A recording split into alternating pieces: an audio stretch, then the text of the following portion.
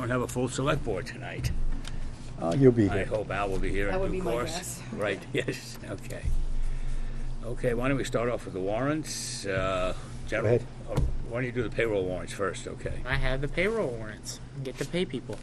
So I have the first payroll warrant dated May 28th to June 3rd for the sum of $16,727.47. And I have a second payroll warrant for the week of June 4th to June 10th. And that amount is $20,034.97. And I'll make a motion we approve both. Okay, any questions or comments on those? If not, all those in favor indicate by saying aye. Aye.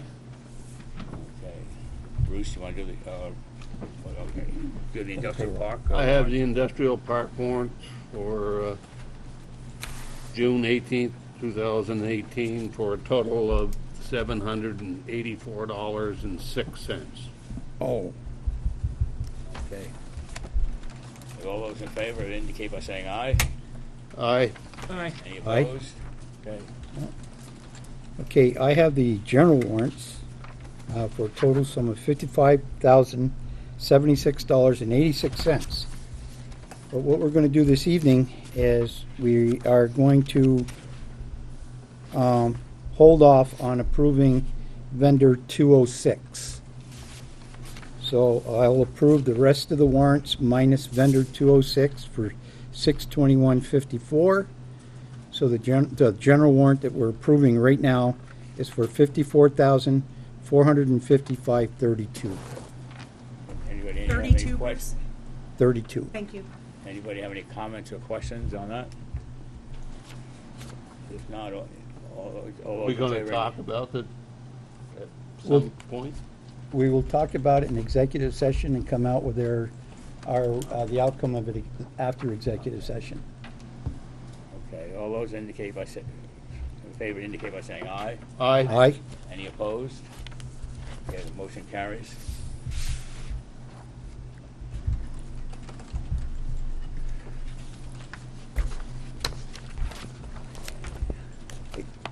Al, have you had time to look at the minutes? Yes, I did. Okay, would you mind, Yes, I'd be pleased to move the minutes of Select Board meeting Monday, June 4th, 2018, as written. okay, Oh, wait, I do have a question, corrections. Wait a minute.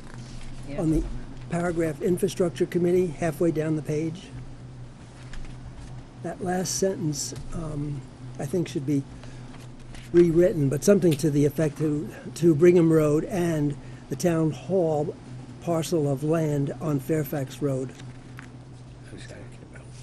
say this again? Excuse me.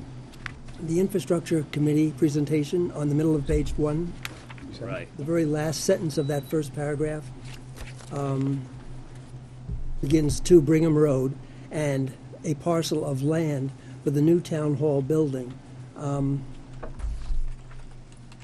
I can accept it. It just seems a little bit awkward, so I just moved around a few words. It's up to the, I can accept it the way it is, Al. okay. so we're leaving it alone then? Yep, then, Okay, all those in favor indicate by saying aye. I think Aye. you've got something else. Sorry. Oh, Oh, on the town hall, top of the page, after evaluating the current building, the committee was tasked to find a location for the new town hall building. It was determined. I thought, and this is only a thought, I thought the committee reviewed and assessed the existing town hall, which indicated rehabilitating the existing building was not valuable or feasible.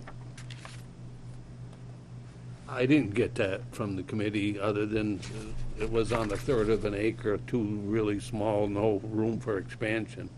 But they didn't really say it was $1 million or $2 million. There was no dollar figures. I thought Richard, Richard did indicate the value and comparing the length of time to if you rehabilitate this building versus a new building. It doesn't matter, and the other thing, I might be conflicting with our own discussions at the Facility Study Committee. Al, if we gave the committee the authority, permission to go ahead, Yeah, you did that. what's the point? Just making sure that the minutes reflect what we said. Okay. Okay, I understand. Now, what do you want to change? Oh, going back. After evaluating the current building, the Facilities Committee determined that the life of the span of the existing building would be short-lived. It would not be able to handle any future growth of the town. I think there were two issues involved. One Yep. was the committee itself had concluded that this building was not viable long-term. Correct? And so then they went to the evaluating alternate sites. Correct. And then Richard the other night said that even if they looked at this building, they'd only get a few more years out of it, possibly. Agreed. So maybe we could even put a footnote on that, say something, or that the current town hall life could be extended, but only for a limited number of years, something like that. Agreed. Okay. With With that, tho- go ahead. With those corrections, I move that we approve the minutes. Okay, thank you. Any comments or questions? Okay, all those in favor indicate by saying aye. Aye. Aye. Okay. Yeah. Thank you. Now, the next item on our agenda is Encore Renewable Energy. Now, is Mr. Stoll, are you going to be talking to us again? I am. Should I sit up here? Sure, why not? Okay. That's the hot seat. All right. So I'm back after my first meeting with the board. Since then we've been to the Planning Commission as well as the Project and Policy Review Committee of the Regional Planning Commission. And had good success at both of those meetings, getting agreement from those committees that our solar projects should be deemed preferred. And so with all of that, we're back here to request that the Select Board also deem the project preferred so that we can file with the Public Utilities Commission. I still don't understand what a preferred site means.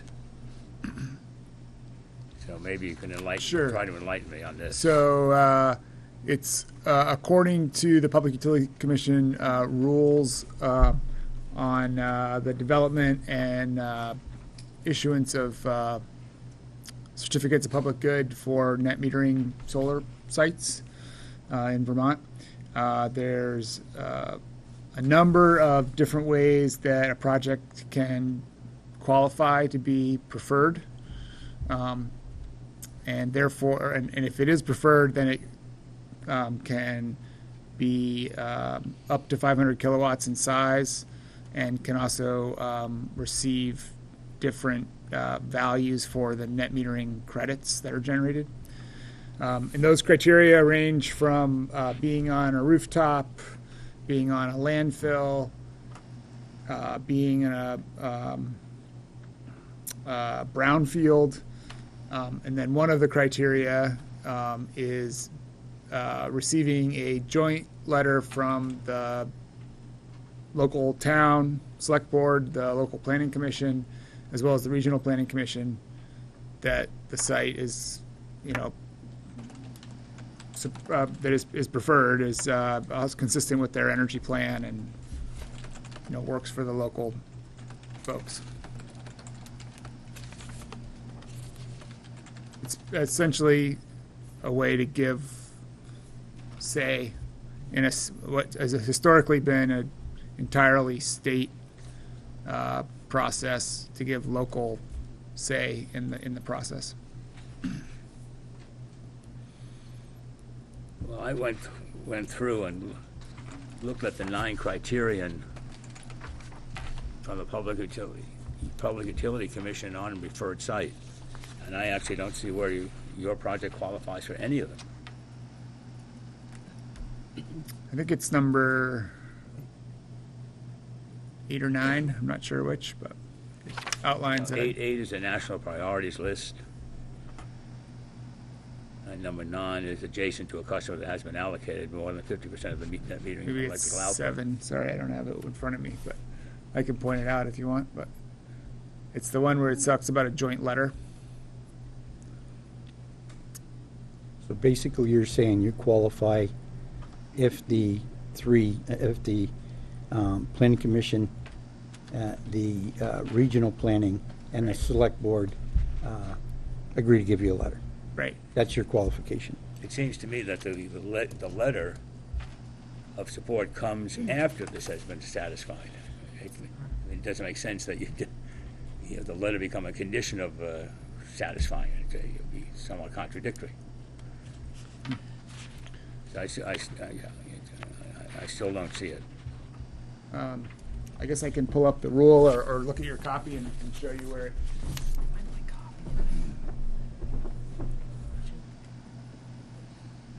It's on everybody's sheet page. Yes. I put yours in your book. So this is number 7. This, It's a statute, yeah. yeah. A specific location designated in a duly adopted municipal plan under VSA 24, Chapter 117, for the siting of renewable energy plan for or specific type or size of renewable energy plan, provided that the plant meets the siting criteria recommended in the plan for the location or a specific location that is identified in a joint letter of support from the municipal legislative body and municipal regional planning commission in the community where the net metering system will be located. Okay, so, but I don't see, I can see where you're saying that the letter would be enough. Right. But in my mind, I need some reason to say why we would recommend it. Well, I mean, in our mind, it's because it's consistent with your local and regional energy plan and helps, the town contribute to the state's renewable energy goals by facilitating a project. I'm not going to get into the debate as to whether or not they're meeting their goals, and we discussed that the last time, so. Bill? Yes. Al, go ahead. I think, as this gentleman said, this is a compromise between the state and giving local municipalities power. The issue with this letter only gives this company the right to move forward on a 45-day letter. And then that 45-day letter triggers a full application. So this is just saying that the town and the Regional Planning Commission say, okay, we hear your request.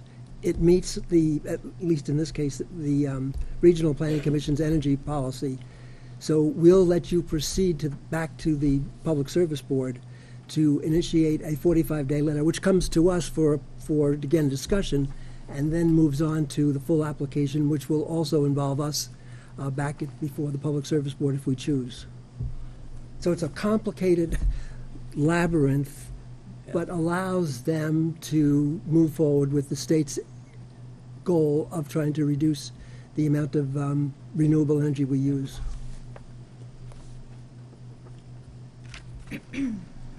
Okay. And since your last meeting, regional planning talked about it and Yes. decided to Submit a letter. that letter.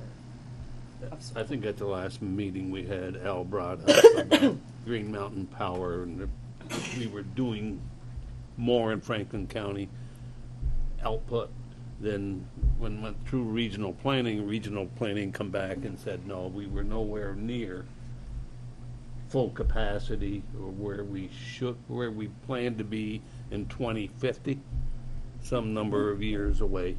So they okayed it. Our local planning group okayed it.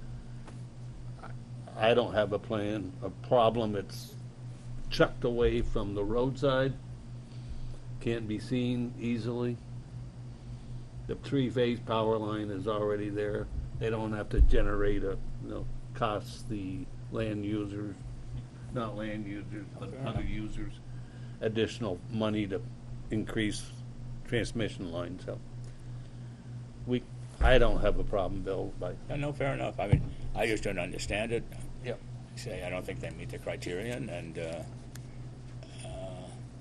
I think but it's that's only one vote. it's still it's still a situation where the Public Service Board has the last word anyway, so doesn't, It's a hoop to jump through. we have a say, but we have a say. So I think I'm going to go along with Stan, Yeah, me too. and So I'll make a motion that we. there's some questions in the, Any questions from the? audience? Yeah, Bob? Yeah, all this is fine and good. What I'd like to know is, in 25 years from those solar panels are no longer any good. He doesn't work for him anymore and the company's out of business. Who's stuck with taking care of it? You have a decommissioning bond? No, 25 years, I'm probably not gonna be here, none of you are either, but. I'll be here. I'm Bob, gonna have to still. Bob, I think they have to put up a decommissioning bond, We don't do, you? yeah. We do. And we actually think the panels will still be operating, but in the case that they're not, there's a decommissioning bond. Part of the certificate of public good requirements. That you have a decommissioning plan and the bond to pay for that decommissioning, is that what you're saying? Yeah, I mean, it'd be accordance to the rule. There's definitely a plan. I don't know the exact particulars of the bond, but it's definitely in the rule from the state. They're building a lot of them.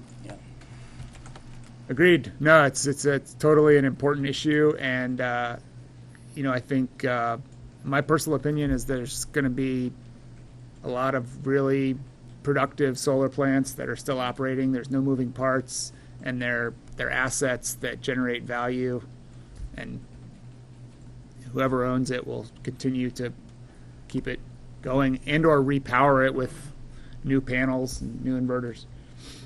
I think we definitely have to plan for the future, and Yeah. if we don't, we kind of got our heads stuck in the sand. And the other thing I can't get my mind around is net metering. It's net of what? I don't understand that real well These myself. are credits that they're creating out of whole cloth. But that's not a discussion for now. Right. Yeah, it is kind of a weird word. Okay, Bill? Okay, Yeah. so we have a motion. I make a motion that we accept the letter and have the town chair, select board chair, sign it for a proposed 500 kW solar project to be located off McQuam Shore Road, across the road from 798, I believe the address, I know the site, yeah. and McQuam Shore Road in the town of St. Albans, Vermont. Okay, any further comment or discussion? All those in favor indicate by saying aye. Aye. Aye. One opposed? Even though I'm opposed, I will sign the letter. Thanks, Bill. Thanks for coming in, Jesse. Appreciate it. Thank you for the good commentary. Appreciate it. Thank you. The original is there. Bill, is the next thing We the can fire email you the department? signed letter tomorrow. Great. Yes. Thank you, Jesse. Talk to you in a minute. Well, as soon as Grant's.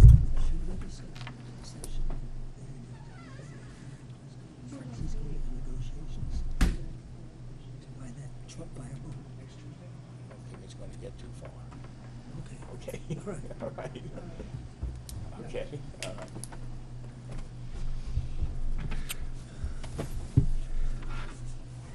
Okay, have you decided on the warning? Is the warning correct? The warning email and confirmation email are in front of you, and it includes the agenda that the first item was the It's right fire here. department. I think Oh, this- okay. It was loose on the, that's the agenda that was attached, that she confirmed. The, Okay, good. All right, thank so you. I believe Now, there was some questions whether this thing was properly warned. So just, a section of it. A section Our of it, meeting is right. properly warned.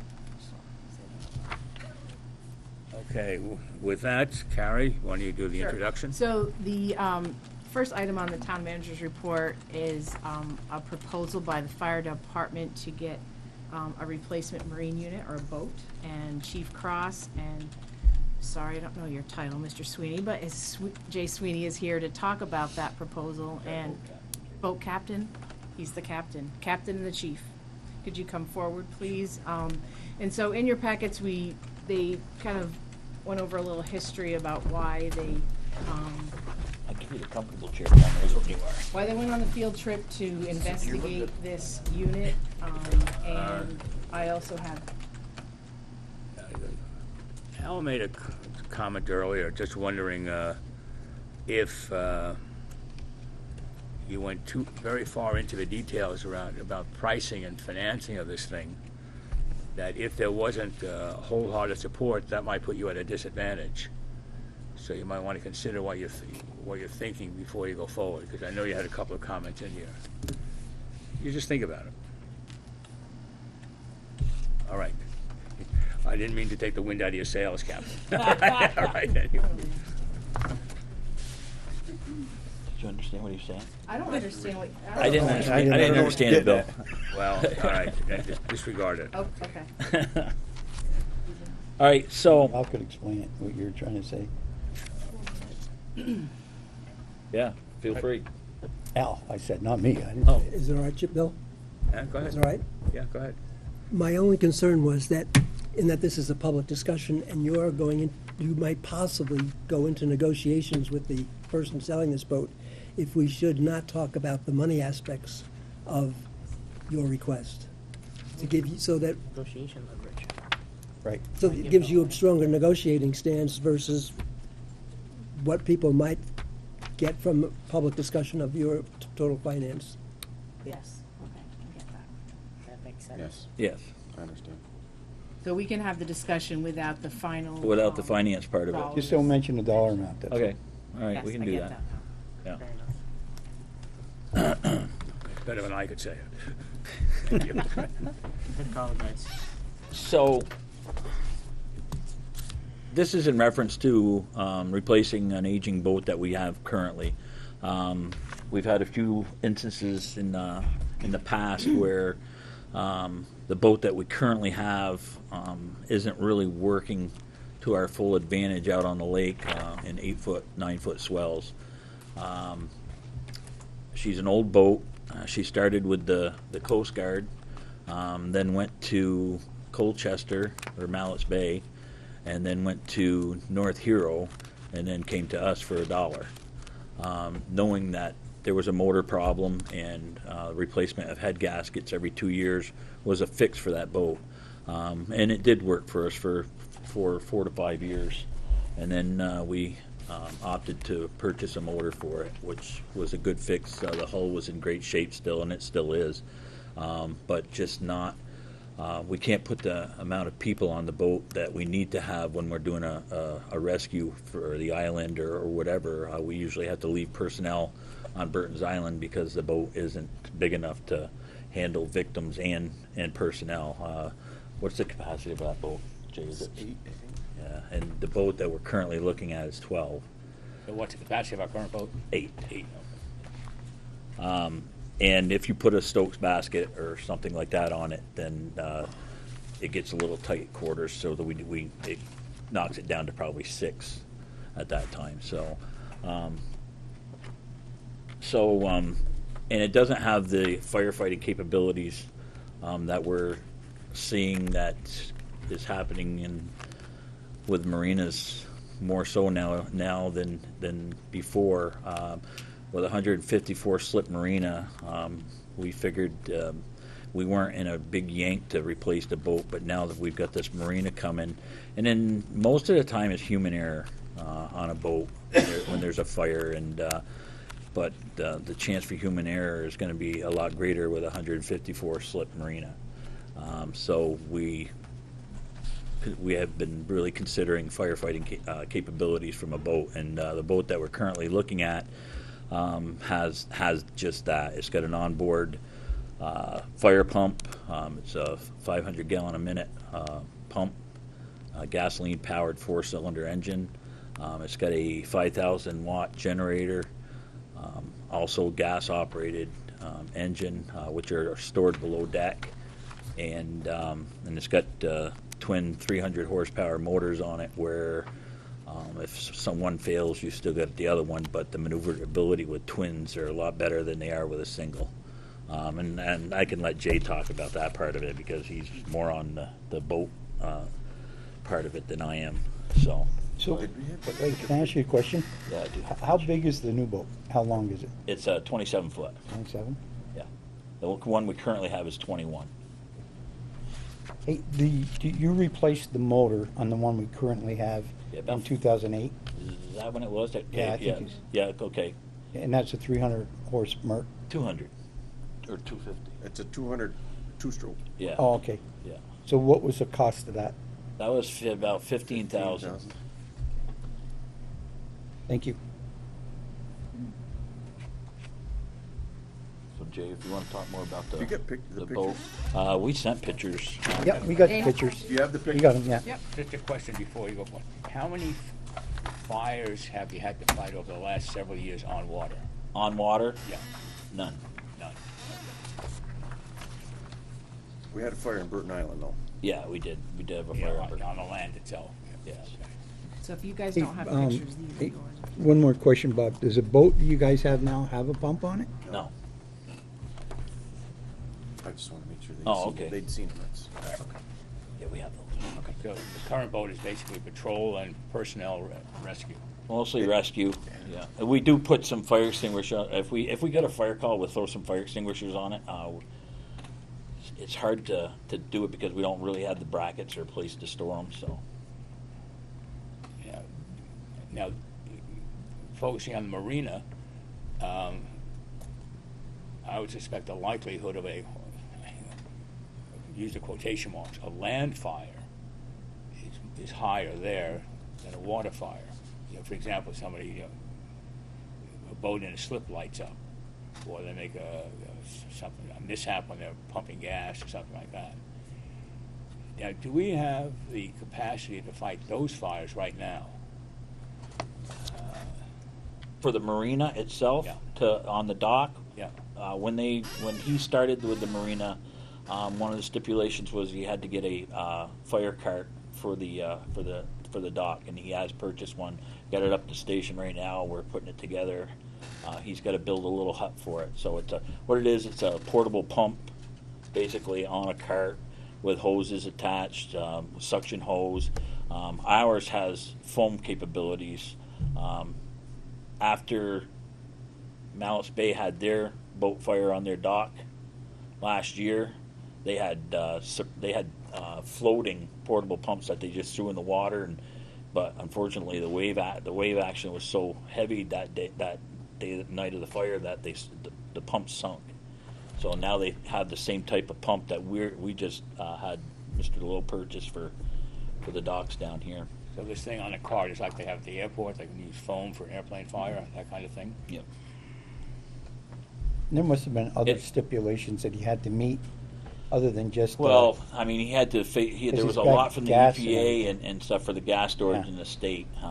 So what do they call that built-in system? I can't remember the name. Halon.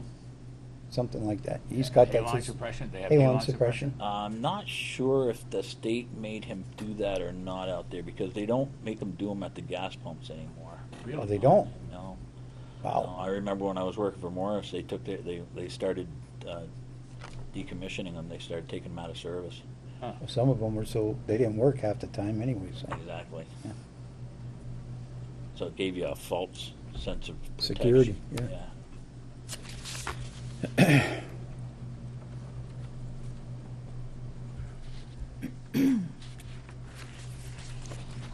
So, Captain, Really can't talk much more about it without. Well, what we've got a boat that's done us justice so far and continues to do us justice. I mean, I went to Burton Island at 2:00 this morning with a crew for a call. So it serves its purpose, and will continue to serve its purpose if it has to. And obviously, our concern is the added potential for call volume with the added additional boat traffic in the area that the marina is going to create. Not just people docking at the marina, but coming in to get gas. Transit and all that. The additional traffic it can create with the potential for additional calls. And some of those calls are as simple as, I'm broken down, I ran out of gas, or I've fouled my engine or something, and we need you to come get us. And we get those calls every year. The potential, obviously, with a fire now is a big concern. Do we have the ability to fight a fire on a dock from land? Absolutely. Until that fire stops you from getting beyond the fire to what's out on the rest of the dock. And then we're done. We're done here. And you know, if the fire's on the dock here and there's boats out here that are still in danger of the fire spreading to them, and we can't get past that because the dock is burning, you know, that creates an issue for us, obviously. We don't have any way to address that. So this has been in our mind for a number of years for planning ahead. At some point, we're going to need to replace the boat we've got. Yeah. And with the marina coming up, this opportunity presented itself. We went and looked at this boat. I have for 2 years now applied for a port security grant funding to replace our boat, but we haven't met the criteria for a number of reasons. But Lake Champlain is attached through the Coast Guard to the Portland, Maine sector, and nobody in Lake Champlain got any money. It's a low priority area, and we could probably still continue to apply. And you know, I think we're just, you know, killing trees with paper. I mean, it's a process, and I don't think we'd be successful. So we started looking at other options. We found this boat. It would meet our immediate need, and I think our need for some time in the future. And we're hoping to be able to go forward to work at see if we can get this. What do you put for a value on the boat that we have right now? I don't know. It's a 1991. You know, we got it for $1. We're owners number 4. Yeah. I think the boat itself is in good condition. I think the engine is in excellent condition. But the entire value in that boat is in the engine. Yeah. So the Right. next owner is not going to get it for $1. I would I wouldn't think so. I would recommend a sealed bid. I know there are at least 2 rescue agencies interested in Yeah, there. our old boat if we were to get rid of it. I mean, we could put it out for the bid process. I mean, unless it let, a nonprofit organization, they could use it, and we're not going to get a lot of money out of it anyways. I mean, Right. we could pass something on to somebody else to help. Just my way of thinking. Right.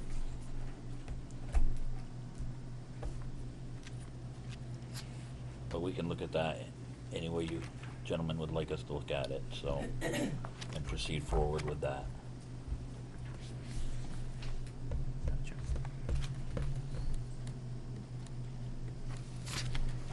But what we were hoping for here tonight is to get your support in pursuing this further, because we're kind of time sensitive. There's another department looking at this boat, and we're hoping to be able to do something in negotiation for this.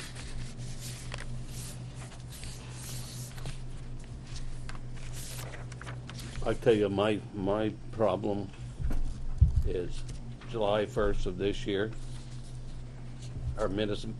our tax rate has gone up 8.2%, highest it's been in I don't know how many years. It did. Our budget did, our tax rate did. Our budget, huh? Our budget did, our tax rate didn't. Our tax rate will be held solid this year because of giving back 300,000. If you don't give back 300,000 in the following year, you've raised your base. That's all I'm going to say is you raised your base 8.2%. Will you grant me that? Yeah. Yep. Yeah. So, and given that and trying to get more money out of the taxpayers, especially now, what you're asking for is, I know the sum, but you're asking for, it's a lot of money to go out and ask people for. Okay, Stan, and just to be clear, this money's already in a reserve fund for apparatus for our department. Bob, I've read our plan, Okay, and it is a plan, and it's been a 5-year or 6-year plan. It's been 10 years. Carrie, every September, I believe, you update In this the fall. in the fall. So this is money that's put away, and this money comes off the taxpayer's back. And it's put away for a purpose. And we've never, in my knowledge, have taken money out of this to spend on something that just comes up without a plan. Have we? I mean, I think occasionally, subs are made, substitutes have been made. I am not aware of it, but if, With that plan, Bob did point out that the one before that plan had a boat in it, had But- this boat in it. this plan has been in effect since 2010, and The it was 2007 plan had a to boat. stop fluctuations in the tax base. That's what this plan is for. It's a plan for large. And I guess my comment to that, my response to that is the timing now is because, and I know in your paperwork is you've seen what the grant specs, the cost were for the grant specs that I requested. And when you look at the cost that they're asking for this boat, it's a considerable savings if we act now versus at some point, we're gonna have to replace this boat. And I think it's gonna cost a lot more to do it in a couple years than if we act now. That's kind of our purpose here. I'm not prepared, Jay, to go out and okay that sum of money without voter approval, to be honest with you. We have another fund. I don't know why that's not even being looked at. And what you, both of you have just stated, is the impact of that marina coming in is gonna cause this. Is there money in the impact? There is money in that, it's just, it Why wouldn't. aren't we looking at that? You know, when I look at this. Well, actually, what I was gonna say is there's money in the impact fees, but it wouldn't be sufficient to cover the balance of what we're proposing. So part of it is, that's a great idea for part of it. Sorry. Did we spend a lot this year out of the impact fee? We did not, it was used a couple of years ago when we bought a truck. Yeah, truck. I mean, to add some features in it that were related to growth. So we did use a little bit of it. And how much do we have left in that impact fee? Impact fee is made up of cost centers. So you have a cost center for parts.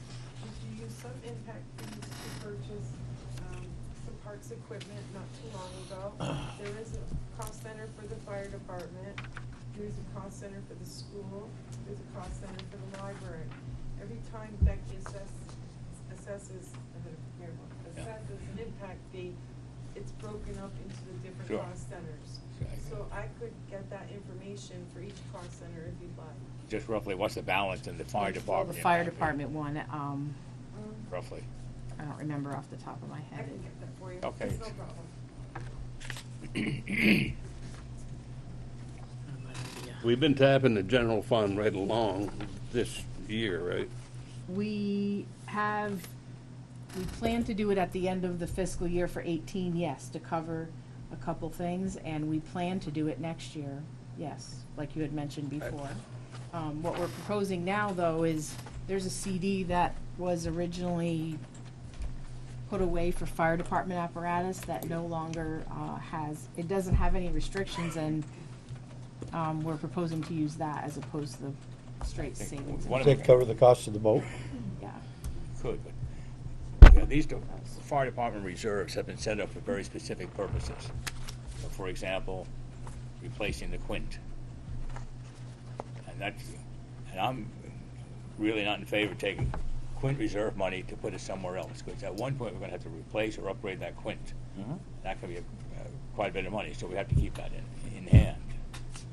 I don't know what we're doing about pumpers, what's involved there, and so on, so we. So, Bill, just to, okay, so the Quint was scheduled for this year, and we decided, and we had a officers meeting, and for the safety aspect of it, the officers decided that they wanted to proceed and go forward on a marine unit because of some of this. So we put the Quint on the back burner again. First, before I told them, I said, before I do this, I'm going to make sure that we don't lose our trade-in value on the Quint itself, because we like to base our pricing on what we can get for a piece of equipment too, so we can add that to the cost of the truck. So, Can I stop you for a minute? Sure. For the sake of the public, could you explain what the Quint is Oh, the for the Quint- people that don't the understand? Quint is our ladder truck, actually. It's a ladder pumper combination. It's got a 75-foot ladder on it, and along with pumping capabilities. It's on a single axle, so it can be used as a pumper or a ladder truck. It's a 2005. It's the oldest truck we have in the garage at this time. But it's in good shape. It's in Question, it's in good shape. Yes. Can we afford to move it forward for another year? Oh, absolutely. Will we have the funds in there to replace it after this purchase? Absolutely.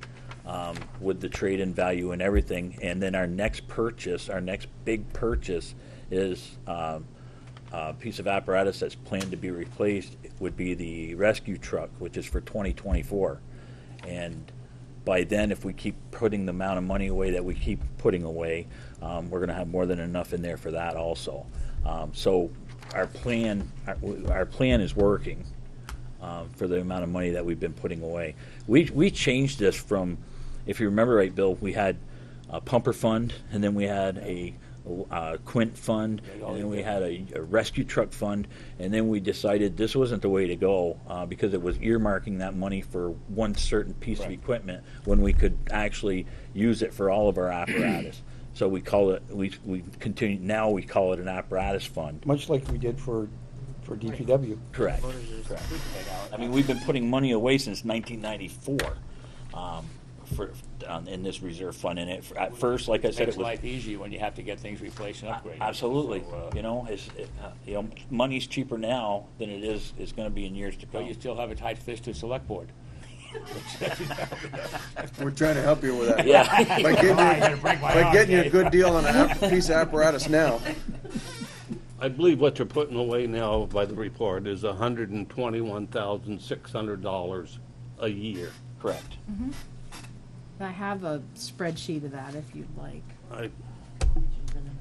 I'm using your updated, Well, the spreadsheet I have shows the balances and the different pieces of apparatus and how much we've sold them for, but that Bill likes that kind of stuff too, but you can look at that after. Jay, you mentioned something. Are we actually going out and towing people in that run out of gas? We've been called out before. For breakdowns, yeah, because it does tend to be a hazard if somebody's caught and it's usually rough weather when they're out there and they do run out of fuel or they have a motor problem or something like that. If we leave them out there running, they could actually sink because they don't have any power going on and no bilge pumps working. So it's really a safety issue. Yeah. Isn't there a service on the lake for that? yes. There is? Isn't there? You call Plattsburgh, Jay? There's a tow USA out of Yeah. Ross's Point. At Ross's Point, Right. yeah. But I mean, I didn't know that. we get called at 10 o'clock, 11 o'clock at night because it never happens at noon. Do you say no? I mean, I don't say no. I mean, how do you do that to Well, somebody? you can't. You can't say no. You can't say no. I mean, and can it be frustrating sometimes? Yes, but the alternative is if something happens to them, then you're out there anyway. So you might as well prevent that. Well, then I think, honestly, what I think is that unless it was a malfunction of the boat or something like that, and a person's out there and just simply ran out of gas, and they're calling 2 firemen, our boat and everything out at 2 o'clock in the morning, they should receive a bill for that. I don't have a problem with that. I really don't. Well, the argument I have with that is somebody's out there on the lake, they call because they're stranded. I did 4 years of Coast Guard at Station Burlington. Yeah. They wait a period of time, and then they call back. Now I'm taking on water. Now you gotta go. So, Well, granted, I understand all that, both but ways. it's the operator of a boat's responsibility to make sure that he's got gas, it's got oil, they've got life jackets and everything else. So if that person is willing to take the chance of staying out on the lake too long, when he knows that he should come in because he's low on fuel, and we have to go through the expenses that we go through to go out and get him, then he deserves to get a bill from this town. No, we don't want his boat to sink. No, we don't want to see anybody get hurt. But an operator of a vessel has a responsibility that he should be personally responsible for. But what happens when that person decides not to call because he's gonna get a bill, and then he sinks? Then when he's out there and he's driving his boat around and he's watching that gauge go down, it's time to head to shore. My Yes, opinion. ma'am. It's What's your name? My name is Shannon. It's no different if your car breaks down and you call a tow truck. They're not gonna tow your vehicle for free. Just like these firemen, they go risk their lives out there. Yeah. And so it's, I can see both sides of it. Yeah. I mean, my husband's a firefighter as well. So I want somebody to come and rescue myself as well, but if my car breaks down because I ran out of gas, the tow truck isn't coming out, I'm still paying them to come bring me gas. Right. We're not running a AAA on the water. That's correct. That's it. Somebody made a comment that Colchester, I mean, if there are no people on a boat and the boat's on fire, they let it just burn to the water. Do we do that? Would we? Well, why not? We do right now because we don't have the ability to fight that fire. All right, so that takes care of that. And how often does that happen? We have fires on the open water. Yeah, Colchester's had, I they've see had it. 2 boats this year. Yeah. In the same incident, so they lost 2 boats 2 weeks ago. And then they lost one last year. Well, one boat hit the other one once it caught on fire. Right. Well, Was it- because it broke loose from its Yeah. mooring, because the mooring line's burnt, and then They had It a, started they had floating. A, It was they had a drifting. fire at their marina last year. Thankfully, there wasn't a lot of boats yet because it was early in the year, but Right. it could have been bad. But In the last 4 years, from 2014 to 2017, in the town report, you report your water and ice rescue. And in that period, you had 34 calls in the 4-year period, so it's like 3.4 calls a year, average. No, it's gotta be higher than that. Yeah. 10 calls a year. Divided by 4, I divided by 10, excuse Yeah, me. the numbers, That's that. better for your argument with the 10. Yeah. Yeah, so I don't know if that's a lot, or if you're expecting a lot more, or what's your, Well, it's hard to say what's a lot, but I can tell you this: we sent 4 guys out last year for a boat, a pontoon boat that was sinking with 4 guys and a dog on it. And we're lucky we didn't lose all of them guys coming back. With 8 people, a dog on the boat, 6-foot seas, that boat was past its capacity, and it was, for the grace of God, we got all those guys back. That only has to happen once. And in all the years I have been running the boat, I have turned around once because I was scared to death to be out there, but I knew there was a person out there that needed us, and we weren't going to get to him. And there was nothing we can do. I mean, the Coast Guard wouldn't even come out. I've had that happen once, but, it's those kind of calls where we're going out on because people don't get in trouble on the nice, calm, sunny days at noon. They get in trouble on the horrible days, and we got to go get them. And yeah, and I understand too that, the situation a year or 2 years ago where a guy is drinking, gets in an argument with his girlfriend and jumps in the boat and takes off, and she gets nervous, she makes the call, the guy's got no lights on, he doesn't know what he's doing. yeah, But the guy should have been arrested, as far as I'm concerned. out of our hands. I mean, what do we do? I understand. But that's the kind of stuff that we shouldn't have to put up with. But the fact is, We do it every day. Stan, life is not so simple. It is complicated, and we have people that abuse both the Believe me, laws and I everything. know a lot of abuse, Al. Yeah. I know. So I guess my thought was, though, that doesn't absolve us as a community taking responsibility, if you will, for people in trouble, regardless of how they get in trouble. So We can't protect everybody. I mean, it's impossible. true, but we can protect, if we have the resources, we can protect some of, or almost all of those people. I don't know how much more you want this discussion to go on, Chair. I'm willing to make a motion. Well, wait. Yeah, We probably have to before we make a motion, we'd probably have some input from the public. There's another possibility coming down the pike, and this is the fire department is going to be looking for a vessel. Please. Police, sorry, yeah, you guys are the fire department, right? Police department are going to be looking for a vessel. So now we're looking at 2 public safety vessels out there, potentially. Could they use your old one? Make them a good deal on it. $1. for what we're looking at and what they're looking at, what they're looking to do and what we're looking to do is two different things. Right.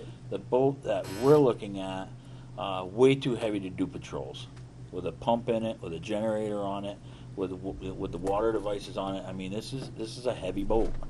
It's not made to go out and do patrols. That's definitely not what it's for.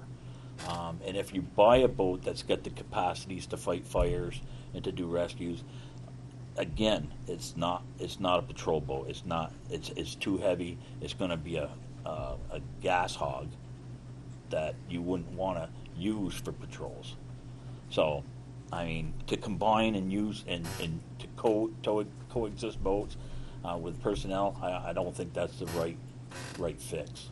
I really don't. If that's what you were getting at, but Yeah, I'm just I saying don't know I've for got sure. one boat here, one boat there. Right. Why not have one boat instead of two, one big boat? I mean, I imagine the Coast Guard, they have a boat that fits both needs. They probably got several We use them boats. for different, so we had a boat that was specific for law enforcement, and we had a boat for rescue, different equipment, different jobs. You know, you So- don't fight a house fire with the police coming kind of thing.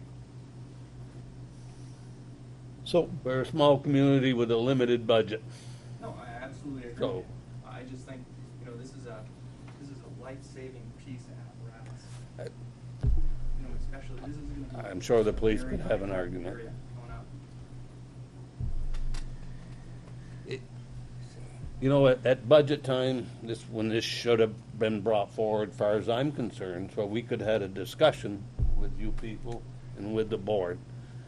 We're, you know, it's gonna start a new fiscal year, and we're facing some additional funds that we hadn't even planned on.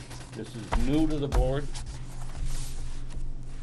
Right, fiscal year July 1st start. Fiscal year starts July 1st, but I think these are not, we're not proposing to put this through our regular budget and put it into the general fund as an expense. No, what I say at a budget time, we have a lot of discussion Oh, that I see. takes hours and hours, It does? and, I think the point is this is a surprise. yes, I- it's a surprise to me. And I'm not saying that it probably isn't a surprise to you. The problem is if we wait until budget time, we're going to lose this opportunity to save a great amount of money. If you want us to wait, don't. You're going to see a quite a big increase on a purchase price. The only reason we're here is because we found this boat, and we never imagined being able to find a boat like this. I mean, if you go online and you look for used fireboats, the only thing you find are 45-footers, 50-footers, Boston, New York City, those big fireboats that they have. It's the only thing you see. You don't come up with a boat like this because they're in such demand. How And much the people time- don't get rid of them, and the only reason these people are getting rid of this boat is because there's so many of them around there now, and they lost their mooring spot. How much time do you need before you've got to get back to these folks? Like I said, it's time sensitive. They got another department from Rhode Island looking at this next weekend. This weekend coming. So, and I don't know what kind of authority they have if they're going to walk in there with a check in their hand. I don't know. I couldn't tell you.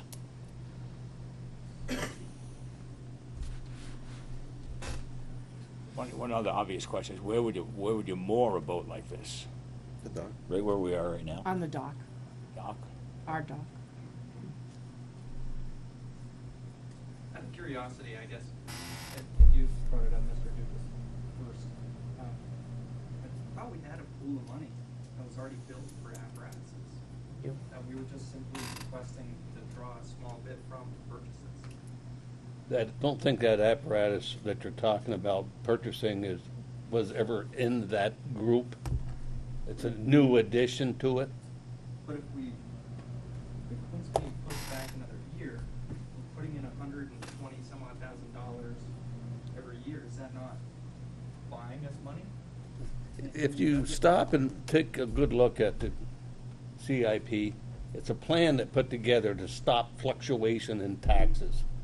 And you're adding something to it. You're adding something that wasn't planned. It's not a plan when you come in here at the last minute it's reactionary. It's revolutionary, not evolving. It's not evolutionary, it's reactionary.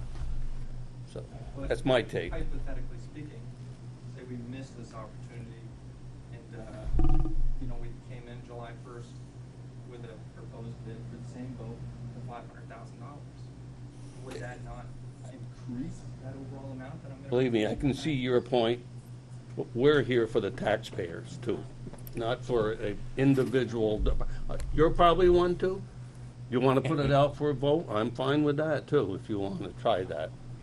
Just because we have some reserve funds available, doesn't mean we just have to spend them. They're not available as a pool, just dip in whatever you want, whenever you need it. We've been fairly conservative in what we were doing. Let's say you drew down this thing tremendously and suddenly you had to replace the quint right away. Where are you going to get that money? They're not asking to draw it down a substantial amount. I mean, Think hypothetically. is this coming out of an apparatus fund or out of a CD separate from the apparatus? It's all the same fund. We were proposing a CD, but they're all labeled CD for. is just the difference the way the money is, whether it's in the Yeah, bank it's an account or older- it's in the Anna, did you get that number? And the impact fee up to today for the fire department cost center is $31,660. All right.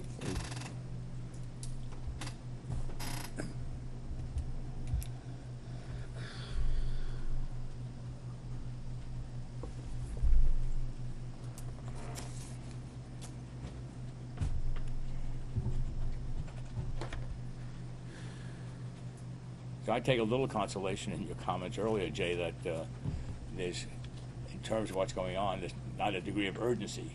You can live without it. Now, the question is whether you think you can get a bargain and whether we think we should fund this bargain. We can live with that. We've done this far without it. Yeah, At some point, I don't know what's going to happen with the additional traffic this marina is going to I create. don't think any of us do. And I guess I'm looking ahead. We're going to have to we're going to have to put some money into this boat to keep it going. I mean, our navigation equipment is currently non-functional. We were, I fly blind every time I go to Burton Island in the middle of the night, but I've learned where all those UVM buoys are, and if I stay by them, I can get around everything else and not hit anything. But it's we're getting by. But I can tell you that I've been scared to death out there, and I can tell you as a chief, Bill, when I asked the officers of the department how they wanted to go, one of the reasons why they wanted to do something with our Marine unit was because they were out there that day that Jay was talking about, and they were scared. And they said that one of these days something bad's going to happen. And we have to look out for not just the safety of the people that we're going to rescue, but the safety of our rescuers. And, I'm not saying that this boat's gonna fail on us, but God, if we don't do something when we have a chance to do something and something happens, I don't want it on me, that's for sure. And that's the only reason why I've pushed forward with this, because I was absolutely ready to just move on with the Quint until they brought this up, and as a group of officers, they said that their main objective and their main concern was our Marine unit at this time. And like I said, I don't go out there all the time. I've been out there. I don't like going out there, but I will go out there. But I have to feel for these guys when they do go out, and I cringe every time they do go out with it, especially in waters like that. So Should make a suggestion that I don't think what I'm hearing, the board's not ready to make a decision. I am.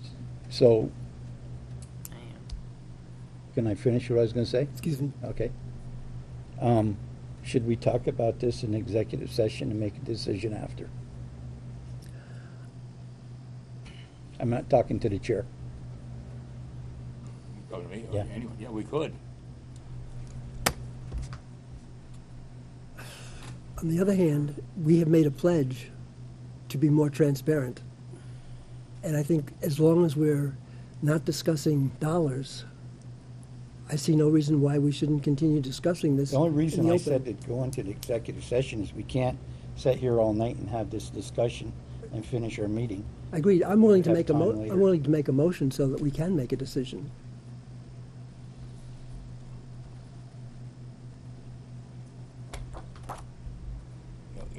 What would your motion be, Al, without making it yet?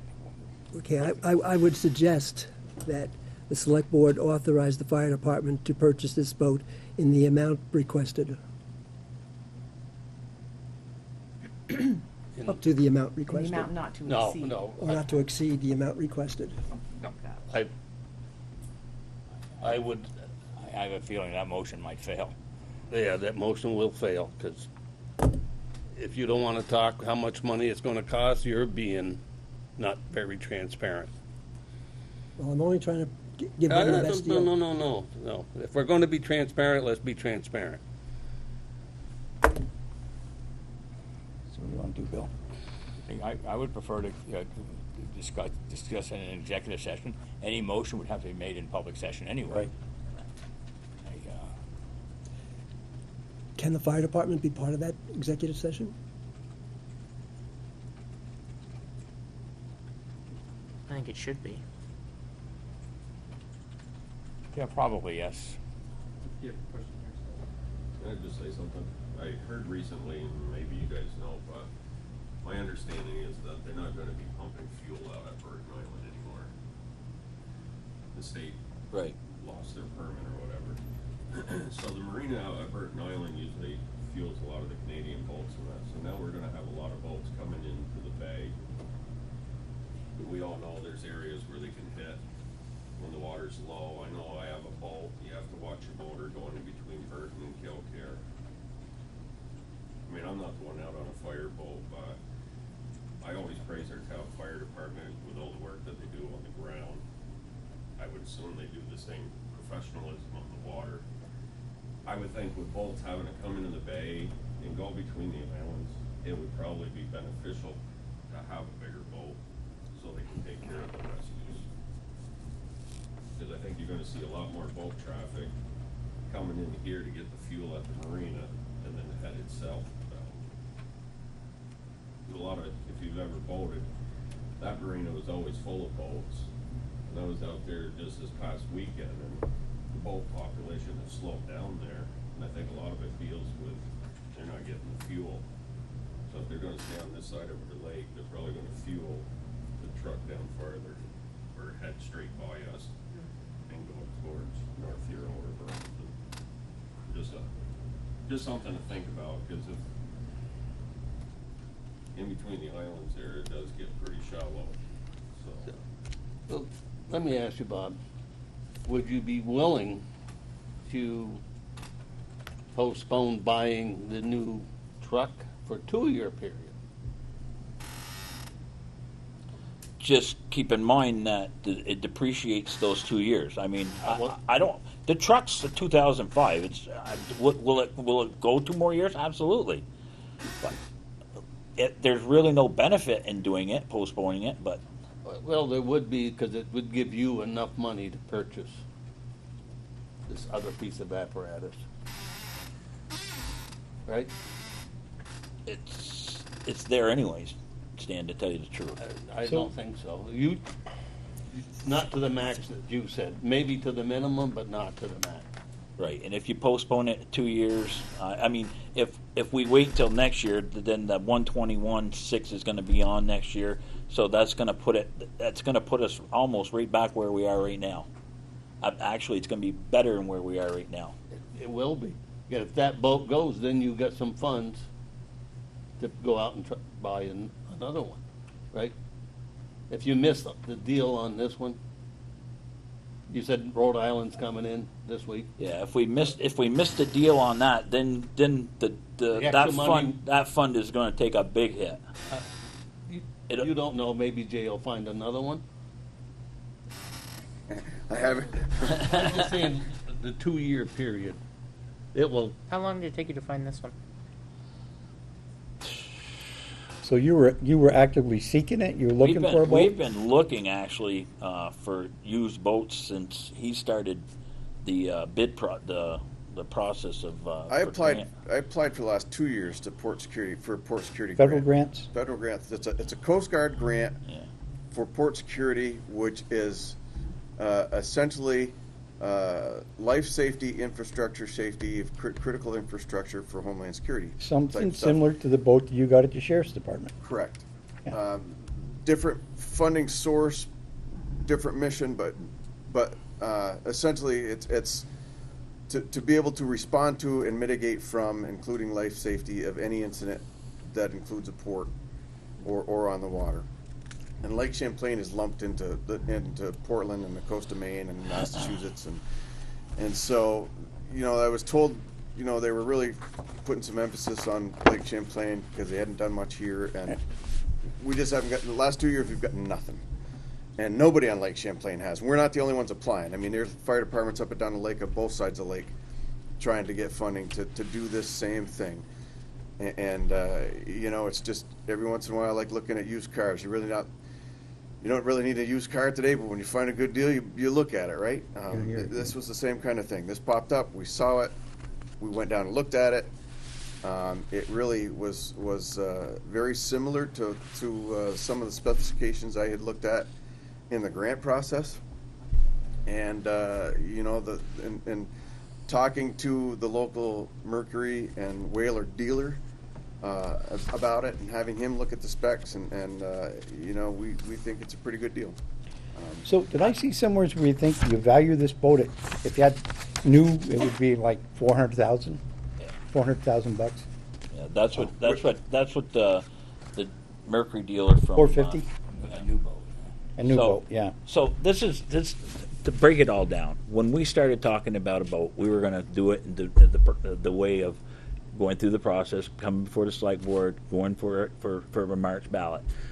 The problem that we had was we had members on our department, along with myself, okay, that don't want to spend $300,000 to $400,000 for something that we're going to use 5 months out of the year. Mm-hmm. That's how long the boat's in the water, 5 to 6 months, you know? So we didn't want to spend that kind of money. And so that's why we started looking for used. And I'll tell you, when you start looking for used, they're just not out there.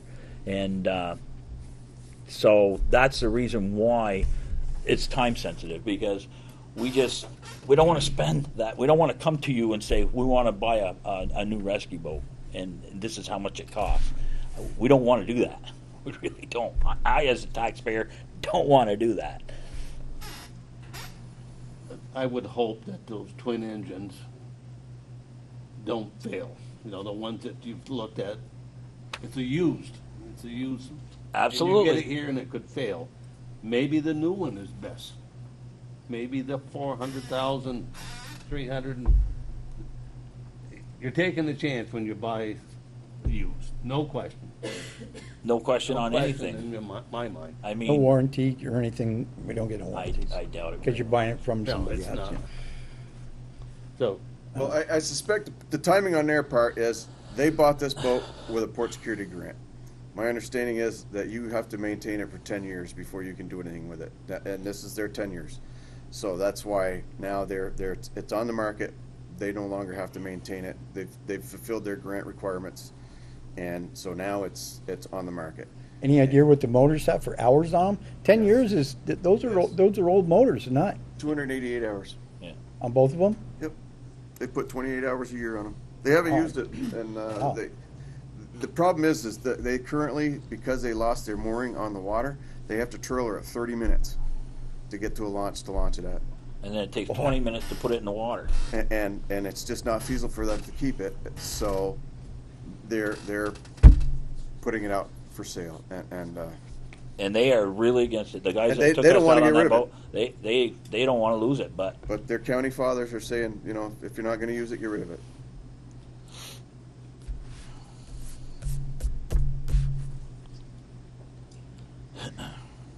Oh. Bill, there's a question from the. Sorry. Better be short. Right, yeah, right. Has the marina paid its impact fee yet? I don't know. I don't know if I don't know if there would be, Sure they did. I don't even know if there would be an impact No, on that. no. It's only on new construction, Right. Well, that is That is new construction. that is new. new dwellings. So that we have one dwellings. specific for Oh. that. Okay. I got to be honest with you guys. I'm not definitely 100% opposed to this.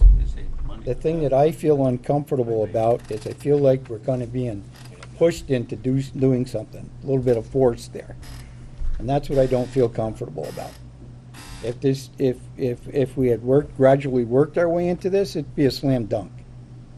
But with everything that the board's got going on, everything that we're trying to do, the money that we have, the increases that we're looking at, and Bill brought it up.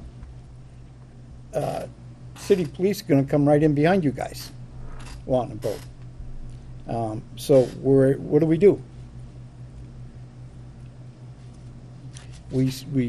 But I sure as heck don't want to be the one to stand in front of keeping the public safe. That's for sure. And I guess I would be disappointed if we would be denied our ability to respond to emergencies because somebody else might want something too. That's the way it is, my man. That's life. Can't we compromise? So are you? Is this a rock bottom price? Have you put your we're salesman's asking- hat on? We haven't negotiated because We're asking for Can negotiating. we defer this discussion to the executive session? Sure, Because otherwise, we're going to go on and on and on and on. Okay. Okay, if you don't mind. that's fine. Okay. Put this off, and when we go into executive session, we'll have one or two of you guys or whoever But- wants to come up. Let's and make hang it. out. Make a statement, the fire department's invited to executive session only for this portion of the executive session. So I would also like to add this gentleman from the Coast Guard. I think we have enough with the fire department, Al. He is a fire department officer. Well, if he's with the fire department, yeah. And to have his uniform on, I didn't know. All right, so we'll see you at the end of the meeting. And your name is? Justin, Lieutenant. Lieutenant Justin. Okay. All right. The next should be less controversial. Yeah, but it's I very don't- disappointing. I don't know if it's going to be less controversial, but never know. I will say that the next item is It's always dangerous to speculate, right? we're proposing to, at least for for right now, close our stump dump or the clean fill dump that we currently have on Brigham Road. Allen's here. We have, I'd say in the last year, started to get more and more complaints, but more, and that's troubling, that we're not being good neighbors because we try to be good neighbors, but more important, we've had Allen's confirmed that commercial landscaping companies apparently are routinely using our property to get rid of their debris. And sometimes they put it on what was a smoldering fire, which of course smolders some more and then ignites sometimes and smolders almost continuously because people are not sorting, they're not cleaning the fill, and now we find out they could possibly be profiting from dumping their debris on our land. So absent our ability to staff it, we're proposing to close it for right now, until, and we're hopeful that maybe this move to that moving our DPW to Brigham Road will allow us to sort and clean it and staff it a little bit more. But right now, I don't think it's worth it to have someone there monitoring the No. traffic in and out. You know, it's a real bummer because I brought it up at the last meeting. I was You cleaning did. my property and I made probably 3 trips over there on a Sunday afternoon because it's all I had for time. And there was another guy over there. It looked like he did the same thing cleaning his property. And he mentioned how grateful he was for the town to have the opportunity to do that when he had time, which is a Sunday afternoon. This is very disappointing. I mean, that's too bad. It's a But- perfect opportunity for, the residents, because on a weekend, they will go in there with a basket of leaves. Yeah. A few branches. But the unfortunate thing is the pile is just getting out of hand. I'm having to go up with a bucket loader to push it off. And just the other day, within a half hour, I caught a 10-wheel dump truck. It's a commercial business local. Oh, And boy. dumped off a load of dirt with 3 or 4 huge stumps. And then right behind him was a property manager person that came in with a 1-ton dump truck full of brush. And before I could get out of there, there was another one coming in. And I had approached one before, and the answer I got was, well, I'm cleaning brush off of a town resident's place. That's all fine and good, but you know, when you're in business, you gotta be responsible for your business. You're getting paid to take that brush out. And you should be, and I'm sure they're charging a disposal rate. And if they're just coming to our site and having us deal with it, they're getting the better end of the deal. Yeah, everybody's charging now. I went up to Highgate. I had to pay to get rid of it up there. I mean, the only other option we could have is keeping it locked during the week. Right. And maybe having Saturday and Sunday open, that way home residents are using it. That would slow down the commercial traffic during the week. I'm not out to hurt the residents, because I've used it to take brush up there off my property. I think it's a great opportunity for residents, but So could we, you know, not just for my sake, but for everybody's sake, I mean, it's so darn convenient when you're a busy person and you only have Saturdays and Sundays to do stuff like this. Is there any way that we could try the weekends, just let it run for a month or so? One day, you know, Or maybe one day. maybe Sunday, you know, I mean, Yeah. I mean, just, something. I just, Yeah. Yeah. we're getting overwhelmed up there. Oh, I can understand. Bob and I both keep getting complaints, because when you got a pile that big, you burn it off. I can have the brush burned down in one day, but you got a pile of stumps that are gonna smolder and be hot for a while. Would you have to hire somebody to come on Sunday to open and close it? I live around the corner. I'd be willing to run up and open the gate. So why don't we Shannon's? do it on Sunday? Going, I could have some one of our, or the parks crew that closes the gate. exactly, the park's crew during the summer can keep it open. Your turn, Shannon. So I live on Brigham Road. I'm one of the residents down there. Just state your name for Okay, us, my please. name's Shannon. I spoke earlier. What's your last name, please? Trainer. Thank I you. live on 2 Cody Drive. So the problem that I have with it is that Alan can't regulate it. Nobody can regulate it. So if somebody puts sumac in there and you're burning that and that gets into the air, gets into our lungs. Last year, we brought our daughter home from the hospital. She was 5 days old. The smoke was so thick, it was setting off the smoke detector in our house. Wow. So that's the problem I have with it. How Is close that- are you and- to it? Excuse me? How close are you to the dump? Quarter mile, half a mile. Wow. So I don't mind that it's there. We built our house knowing that it was there. The problem that I have is that it's not regulated. The town of Swanton does not burn. They compost their leaves, compost their grass clippings, chip their wood, and they don't burn. I mean, with the regulations now, with the EPA and stuff, I mean, I find it hard to believe that burning it is the best thing for us. You know, MVU uses wood chips. We can certainly utilize that. If we chip the wood there, you know, later on, sell the wood chips to somebody else and make money off from that. It takes 6 weeks to break down leaves and grass clippings if they're composted correctly. So, I mean, I just have a problem with the poisonous stuff that's in there and knowing what our kids are breathing and with it smoldering. If it burns down, I'm fine with it, go ahead and burn. But you guys started the beginning of what, May? And up until last week, pretty much it smoldered. And we can't open our windows. Everybody, the weather gets nice, we want our windows open. You can't be outside doing yard work, and so that's what I have for an issue. We use it too. I'm right there. My husband has brought over, you know, trees from our yard and stuff that we've had, but there needs to be some accountability for it, for these guys, you know, Sure. for them to go over on the weekends and have to open it and not know who's gonna be dumping. Bob, you guys, Oh, you know, it used to be chip. 5 years ago, when we first started, we used to chip all that. We got a chipper down here. Why are we chipping it?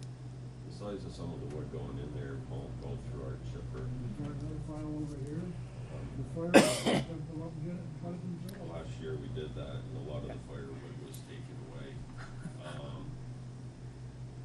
Problem is Well, it creates it's a mud pit out there right now. Anyone that's been out there, it's sloppy. So if you're pushing that out, stuff gets muddy, it doesn't burn properly. I talked to Gary with the new DPW going in, and I have tried reaching out to a couple of people that do the chipping, is maybe we just do a nice cement slab where the wood stays clean. And if we can get these chippers to come in, but they won't come in to do it for free. usually there'll be a charge and that's giving them the wood chips to haul it away. But, I mean, I think for now, we gotta stop the commercial people from going in there. If we didn't have the commercial people going in, we wouldn't have as big of an issue. Wouldn't have the problem, As right? just the town residents. If Yeah. it's the town residents bringing in a little bit of brush, we can use our small chipper and chip that stuff down. I hauled out close to 10 loads of chips out of there that I'm gonna utilize on some of our trails up in the forest. That makes great base for walking trails. So I can utilize chips ourselves up in our town forest. But even hauling 10 loads, tandem loads, those big loads of chips out of there, you go there now, I bet I probably got another 4 or 5 loads plus brush. So I think we just need to slow down on the commercial and just maybe open it up on Sundays or whatever for residents. So just, put the gate across all week and just, you come in, just pick a day, Saturday or Sunday, you have to show that you're a resident. One carload of limbs and brush, up there last year. And it must've been all last summer. The biggest problem that they have when they're burning over there, check me if I'm wrong, Jim, on this, when they start piling it up and it's got all the dirt and everything in it, it's gonna smolder. It's not gonna burn clean. I told Alan, I said, as long as you get that fire burning good and clean and good and hot, you don't usually get a lot of smoke out of that. It burns up all the brush and everything and it gets it done. The only time that you have the smoking problem is when you start getting dirt and the stumps will smolder forever. Well, that's the thing, the brush is burning off hot, but the stumps and everything are under the dirt, and that fire is underneath the dirt.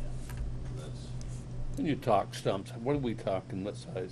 well, the stumps that were getting dumped out there Oh, man. last week out of Wow. our commercial. That should not be occurring. No. Exactly. And you know you're never gonna get all the dirt. I You mean, can't burn 'em. This is excavational businesses. Right, that should not be in there. Yeah, so by keeping all those guys out, that may help you. Exactly, that's what I'm asking is, let's slow down on the All right. commercial, open it on Sundays for residents. Yes. And see if we Okay. can't get it cleaned up. I agree. Okay, let's do If that. it doesn't then. work, shut it down. But how do we regulate on Sundays? I mean, how do you regulate what's going in there, that it's not sumac that's gonna be lit on fire, or poison ivy, or any of that stuff that's in the air, for us breathing that? Question.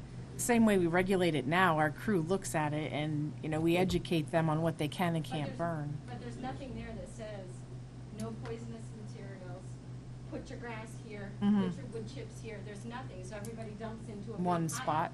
So there's nothing there to tell anybody, like, no, this can't be there. If somebody's at the gate on Sunday saying, let me check, I lived in North Carolina, I lived in Raleigh, we had a specific spot you could bring your yard stuff to. And somebody was there, they looked at everything and said, yep, you're good to go, you go here to this pile, you go here to that pile. So that their residents were safe. Can't do That's what that. I'm asking for, is for you guys. I understand keeping the commercial guys out, but for us, as residents, anybody breathing it, you're downwind too from it, I know you are, cause you're down further from me. Yeah. But, that's a big deal, and if it gets out of control with as dry as it is right now, these guys gotta come out now.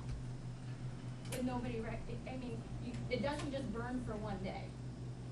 And it gets in the ground, and then if it spreads, I don't think we can stop them from taking sumac. Sumac is, I hate to say it, it's like the official Vermont tree. Myself, I'm not allergic to it, some people are. Okay. So why don't we let you work out how to resolve and limit what can and cannot go in there? Okay? And limit it to 1 day a week, 2 days a week, whatever you think is necessary. And keep the commercial guys out. Signage. Fortunate that they're gonna figure it out after a while, and they're gonna say, well, they're open on Sunday, so I'll just. Well, then you just don't let them in. That's all. Shut it down if it doesn't work after a couple of weeks. Yeah. Bull, That's all you can do. shut it down. Okay.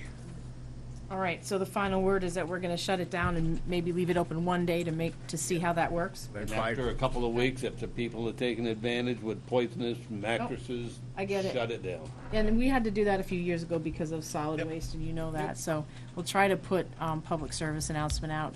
It's on Facebook, on our website, maybe even Just in get the a new messenger. sign made up too, and Yep, tell them to Okay. dispose of any noxious stuff elsewhere. See what happens. yep. All right, that's a change. The next one should be fairly simple. We're, say that. Ned is applying, for a grant for the, St. Albans Health Path. And also FCADC is applying for a similar grant on a smaller scale, for a sidewalk connection, a piece of a sidewalk that connects the sidewalk that's going in at the industrial park. Those are both the V-Trans Enhancement Grant projects. Ned's here to answer any questions if you have them on that. But really what you have in front of you is just a support letter for each project. And we're asking for that support. Ned, does that sidewalk connect to any existing sidewalk? The sidewalk In the industrial park? Yes, Yes, does it it's gonna connect to connect- Main Street or Nason Street? It's gonna connect to, I think it's closing the gap between the two sections that are there. Yes. It's making all the sites connected. I don't know, Right, it doesn't But connect. is it I connecting don't know if it's to, going all the way to Nason at this No, point. it can't. I looked today. Because they stopped at the Well, you gotta railroad stop at the tracks. bridge anyway. Yeah. So why are we investing money? We're not investing money at this point. They're asking for select board support because we're asking, I guess, they're doing the grant Yeah. as well. It's on their dime, Yeah. but because it's in our community, we have to provide a They're letter of asking for support. a letter of So support. we don't put any money into it. No, this is actually, remember, like, I'd say about a year or two ago, Tim Smith came forward and said Act 250 was requiring sidewalks on every yeah. new permit. Right. And Yes. instead of doing that, they wanted to put one continuous sidewalk. I- And this is the answer to that one sidewalk. Was it Act 250 or Northwest Regional Planning? Act 250. It was, They suggested it, but they were ready to work with, I think Act 250, with the help of Northwest Planning, okay. came to an understanding that, Yes. along with, Regional planning fully supported the concept. yes, exactly. They, yes, okay. Yes, yeah, anyway. So this is just at least so they only have them on one side of the road, and they're funded by the businesses that so, are so they, expanding. so they want no money, they're looking for a letter of support. That is correct. Simple. exactly. That is for the FCIDC grant. The Health Path grant, at this point, is requesting money but does require a match. Yes. And that is the same path we were talking about that would cross the St. Albans State Highway Yeah. to connect. Basically connect Thorpe Ave to Thorpe Ave Extension, Yeah, straight through. All right, I'll make a motion. What does this do? Which, It just connects, it's gonna put a bike path from Thorpe Ave, nominally just inside the city, to Thorpe Ave Extension on the opposite side of the sash, straight across. It's gonna be crossing St. Albans Town Highway. That, St. knock Albans- wood, yes. And we apply for the grant and it's not, how much money do we have to put in this? We would have to match that, but we were planning to roughly match it with that amount of money. The project itself, could be close to, it's more than that. let's it'll be a just say. very, very high price project. Well, it's not as high as it was. We've reduced, the scope, Yeah. but yeah. Well, it's gonna, call it a, Gonna be a we want, fortune. it's gonna be expensive, but Yeah. it was really expensive last time we looked at That it. is correct, that's I mean, correct. let's talk about it. Last time we looked at it, it was over $1 million. Right, right. Additionally, we can use town forces to do the construction, so. And now what we're looking at probably half that. It is much We less. don't I don't know. know if it's quite half, but it is less. Well, Yeah. I'll guarantee it will The be. chip Sawyer, we're going to go on city. They've already nominally said, have fun, good luck with it. They don't, really just don't give a damn. As it goes on, well, Thorpe Ave is. Oh, city. yeah, we're in the city by about 10 feet or so, and it's gonna clean up some problems that they have on Thorpe Ave that they're willing to contribute to. The only requirement they had is that it was pedestrians and bicycles only, no additional cars. And we've already said, yep, going to be a bike path, going to be 10 feet wide, going to have standard bollards, stuff like that. City's handling theirs, we'll handle ours, okay? Exactly. All right. Yeah, that's a fair question. So I'll take a motion on the Okay, industrial park. Okay, I'll make a motion on the industrial park and authorize the chair to sign a letter of support for the $25,000 grant for the industrial park. Any comment or question? Okay. And I'll also make a motion. Wait, no, I want to get this one out of the way first. Yeah. All those in favor indicate by saying aye. Aye. Okay, Sorry. fine. Okay, now you want to make the next motion? Yeah, I'll make a motion to have the chair sign a letter of support for the grant request for $200,000 for the Grace Brook recreational path. St. Albans Health Path. St. Albans Health But Path. that's the area it's in, and it usually Yeah. lets people know what we're talking about. And just to Just a note, if grant. V-Trans is watching, there will be no recreational fun out there at all. No It's what? purely recreational fun out on the bike path. It'll purely be for transportation. Well, I'll once again express my objection to anything crossing over that damn state highway is insane. It's a high-risk thing. I think there are other alternatives at either end of the highway that can get it done a lot more cheaply and a lot more safely. Sorry, Bob, you have a statement? Yeah, you gonna put a light in there or something, traffic light? I have no idea. There's standard beacons that are out there now. When someone approaches, you'll hit a button. It'll set off the flashing beacons. There'll be a crosswalk. It'll be substantially safer. I'm assuming that the state's going to require that they put out a street lights, some sort of street lighting. Well, that's exactly what the Village of Swanton has on Route 78, Yeah. First Street, right there. Yeah, it'll also be the same thing that the Milan has crossing Lake Street up in the city. Yeah, The it's a same little different, 25 miles an hour on Lake Street versus 50 miles an hour on the Yeah. state access highway. One- I think it's high risk. Yeah. V-Trans would like to lower that. V-Trans Okay. wants to lower it. All right, guys, we gotta keep forward here. You have a vote. I made a motion. Well, wait a second, we have comments still. Bob, you want to make a comment? Okay, I don't live over there. good. Anything else? We're proposing to lower the speed limit to 40 miles an hour as part of the grant. Anyway, okay, any further discussion? Okay, all those in favor indicate by saying aye. Aye. One opposed.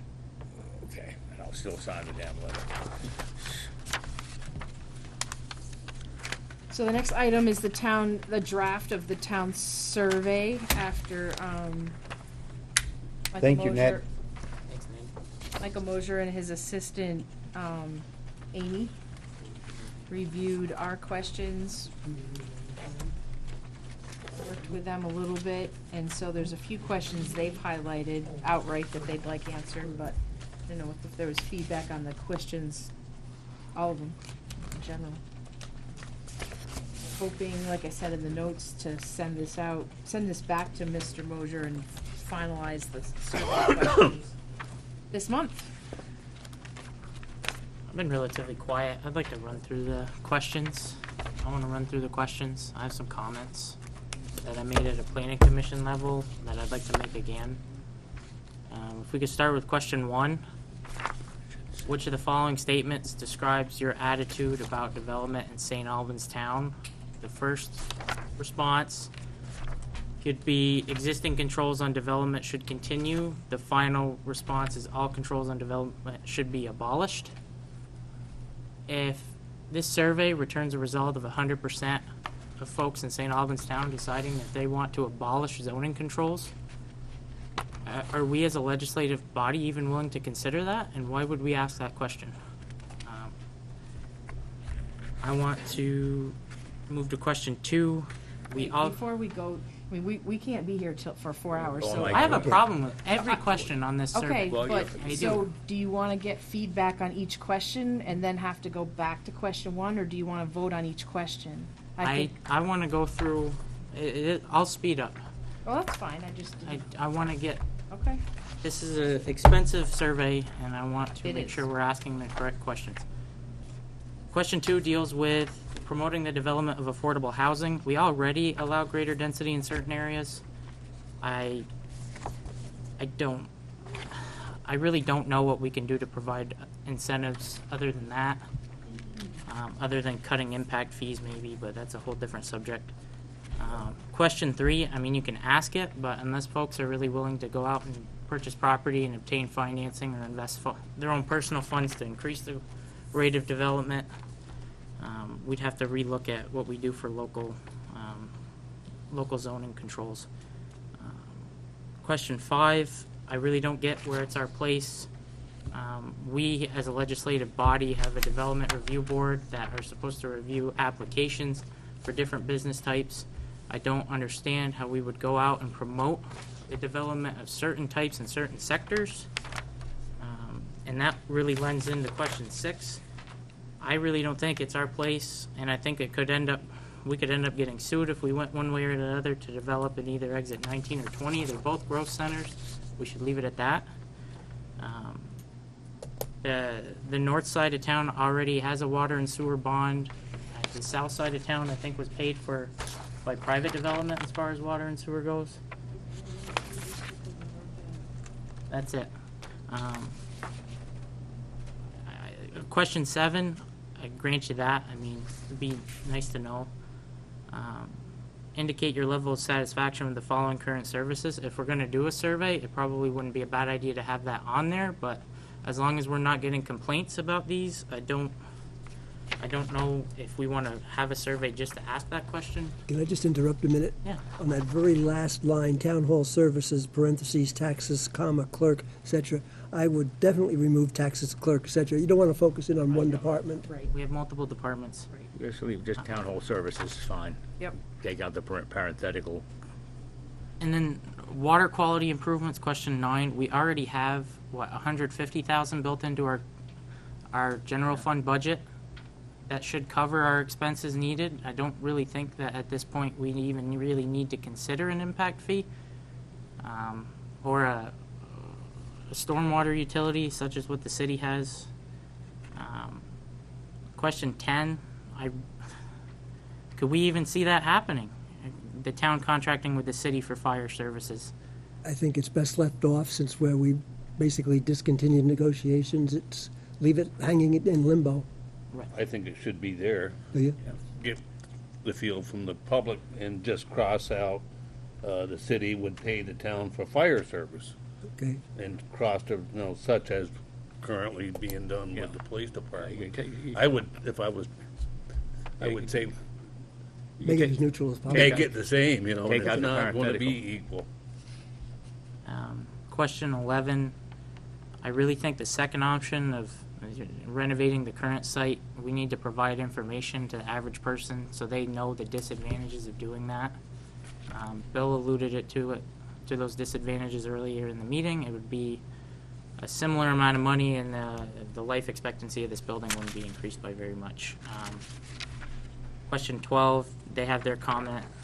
I'd like to know what we think of that. Question 13, I think, is a good question. Very good question. Question 14, I really thought about, question 14 is fine. 15, what is the highest degree or level of education you have completed? I didn't go to college. I don't think my opinion's worth more or less than anybody that did go to college. I know people in Franklin County, one town over, that can't read or write, and they are millionaires. I don't get the point in asking for that. And then, the road that you live on for question 17, why not? Question 18, how many years have you lived in St. Albans Town? Folks that just may have moved here could know just as much as or more about current predicaments that the town could be in, so to have their answers segregated based on their residency in the town, I really don't understand the point in doing that. Other than that, those are the problems I have with it, other than the cost. And then Couldn't you say the same thing about 16? 16, what is your age? Yeah. No. Yeah, I mean. Anyway. Oh, 16. And then the question about water and wastewater, have we had our attorneys review that to see if there are any disadvantages to asking that question? I did not, Pardon me? because the select board indicated they didn't want me to ask that question. No, this is not in. You read the heading, it's consider. Other questions to consider for Right. inclusion. None of that's in there. Right. But, I mean, to consider it, you might need that opinion. Okay.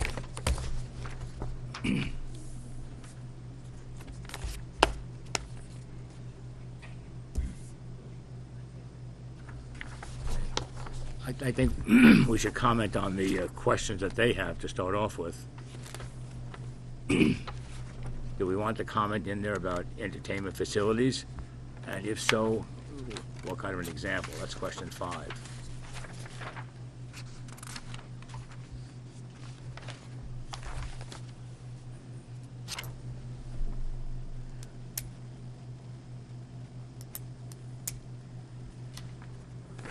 I know of one town where the question was, you wanted pole dancing.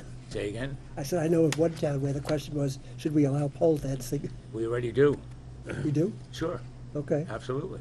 I don't want to put that on here. Yeah. Okay. We're very fortunate. Right. We talked about entertainment facility, and we're fortunate we have a movie theater. Yep. So that's a good question, I think, this entertainment facilities. Just, should we clarify it a little bit more? Movie theater? Well, I would go haven't been to movies for 100 years, it seems like, but when you talk about entertainment, at my age, going to movies would be entertaining. What about sports facilities? Or going to the museum, or any of that stuff, and we're fortunate we have it. That's all in the city at this point. It doesn't Won't matter. Okay, all right. So, I mean, it's an ambiguous question, but does it make much difference? I Okay. don't know. But I think this was put together by the people at UVM. It's not only us. It's for them to get a feel of who they're dealing with and how we perceive. And they're building off the last survey. Okay. And none of this is legally binding. This is opinion. Right. This is attitudinal. This is it. Right. And we want a very high degree of reliability. Right. That's all we're after here. That's probably why some of these questions are worded the way they are. And if we change them to our small scope, then we've missed the boat. Agreed. And let's see, number 12, they're saying 2 of these are very similar, so maybe we provide opportunities for local job growth through business development. And the other one is enhance viability of the business community. I really don't understand that question, but one of those could go. I would say the enhanced viability. I would agree with you, right? So why don't we take that out, Carrie? Mm-hmm. And something I'd like to see in here is, if they can do it, if not, I'm not worried about it, is to focus on, senior housing, services for seniors. Because we got a growing population with the hospital, an aging population, the hospital, all of that. Should we focus more on that? Or maybe we have enough of it. How do you, just for my own thought, how do we focus on that? How do we? Well, if encourage somebody says, look, we want more, we'd like to have more nursing homes. And we say, all right, when we do our zoning planning or our planning years down the road, where can we put a nursing home? You add it as conditional uses Well, to your I mean, districts? yeah, but you can say, maybe you want to permit it, who knows what it is, I don't know, nursing home. Yeah, it's directional. What if, and so, I agree with your intent. I guess my question is, should we ask a question that says, do we need more services in terms of home hospice, nursing homes, assisted living, as opposed to housing, just the services that people need as they age? I'll just simply say elderly care. Elderly care, Yeah, yeah. something like that, yeah, because we can't supply the services, we Right. can only encourage people to supply. Right. Elder care, I think, is good, Yep. so we can fit that in somehow. Yeah, we're all, listen, We're all elderly. this end of the table, it's the elder care, right? The geriatric ward here, right, yeah. So you want that in which question, or just a new question? I don't know where to put it. We're paying them to figure out where to put it. Just tell them we'd like it mentioned somewheres. Maybe on question 13. 12 or 13, it doesn't, somewhere you want to just get an attitude, an opinion. Mm-hmm. Probably 12. All right. That doesn't go Yeah. too well with raise the bay dock. Well, I don't know, but What about 3? Let's invest. 12. 12 would Let's be invest good. in Cohen Park and elder care. Throw it in on 12 where we took out enhance. I don't know why you scribbled it out. because we don't understand it. The ability of business community Enhanced viability, yep. viability, yeah. Enhance Okay. elderly services.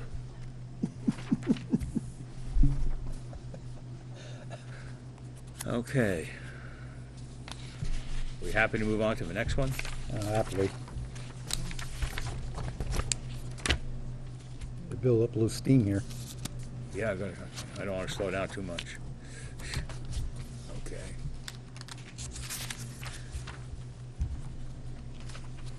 So you're good with all the other questions except the ones we just mentioned? Yeah, I am, anyway. All right. Not get that from the conversation. All right, so the next question, the next topic is the town plan, which doesn't really require a lot of discussion at this point, but Ned's here to answer questions should you desire. So part of the process of completing approval for town plans requires the planning commission to have a hearing, which they did. They approved this on June 12th. This is being officially forwarded to the select board now for your review. And we expect to, there's a typo here on my report, that the first select board hearing is actually not 6/23, it's 7/23, because we have to warn it. And you have to have it for a period of 30 days. And then the second town plan hearing will occur on August 20th. Has to be 15 days in between those two hearings. So, so that's what we're doing right now. Bill had asked me to add in, the last time I was here about the town plan, to add in the, that eminent domain goal. We added that in. And The what in? he had concern that we make sure that Eminent eminent domain. domain is used only as Yes, a Bill did. last resort. There was a copy of that motion on your Yeah. desk when you came in Yeah. this evening. Right. That did make a lot of And sense for Bill to catch that. We did add it in, it's on page 11. It's with the main goals at the obviously at the very beginning of the report. The one I have always talked about is in here. In here? It's in the plan now. You said it would be. Oh, it is in there, it is on page 11. Okay. I can, I believe you. I believe you. It's Come by, in I'll- there. You guaranteed it. yeah, Better read it first, Bill. Boy Scout oath. What is it? You look like one of the apostles with those shoes on. It's because, well, my office doesn't have the greatest air conditioning, so it's a way of staying cool. Thank you for taking that. Yeah, that's okay. I've been called worse when I wear my sandals. That's okay. I That's, think they're So fashionable. Bill, what I was saying, when you just stepped away briefly, was that the first hearing for this is July 23rd, Yep. with a hearing to follow on August 20th. Wait, Was anything wait a second, substantial? this says June There 23rd. was a typo. I know, that's an error, yeah. All right. Were there any changes at the planning commission level the last time they got this? the planning, other than we integrated what Northwest Regional Planning was going to require us to add, most of those were to meet state laws, and most of them were encouraging this, that, or the other thing that I don't want to No, that's fine, I don't want you. I don't want to say they're not very good, but they're just, it's like encouraging local agriculture and the local economy.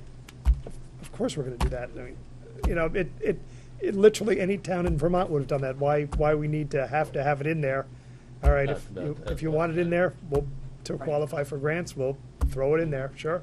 There are any number of other ones, and there was another big comment they had. They had a comment that we didn't explain what a floodplain was. Well, we added their explanation, we had some other things, and we've met or hopefully we'll be meeting their requirements. It seemed fairly straightforward, given that we went through a big explanation on meeting FEMA insurance guidelines and keeping things, new growth outside of the floodplain and other things, that it would be somewhat self-explanatory that we understood what the 100-year floodplain was and that we did not wish to have development new development in the floodplain or inside that flood elevation. So, sorry. I sound a little annoyed by some of these things that are just so completely obvious, but we put them in there to qualify for state law. So we are gonna put the town plan on our website, the draft.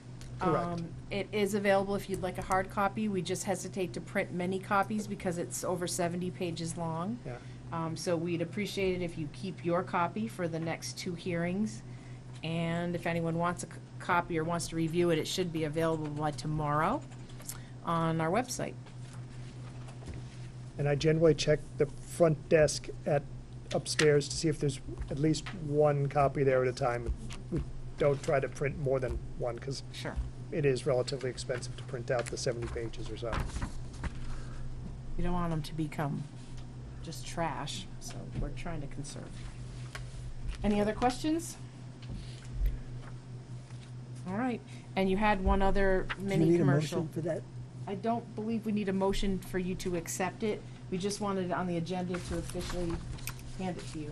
Yeah, that's, And we're you don't need a required to do motion this for by those public state law meetings? also. Okay. Not the hearings, no, we're gonna warn those this Okay. week. I'm sorry, so you had a mini commercial about the Route 7 livability thing. There will be a public meeting. I'm not sure if it's a meeting or a hearing, but it'll be on, now I'm drawing a complete blank on the date. It's 28th. the 28th, thank you. Up at City Hall in the evening. I will send out an agenda to everyone when we finally pull it together.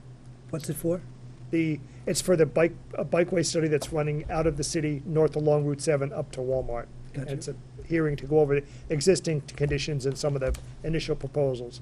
And we've had at least 1 or 2 walkthroughs. We've had a great amount of participation and some local residents and some committee members, and everyone's been out there reviewing it, and it's going in a very good direction. We have some very good support from V-Trans also to because they want to ride along when or if it gets constructed with some various other improvements along Route 7 in that area. And this is on the 28th?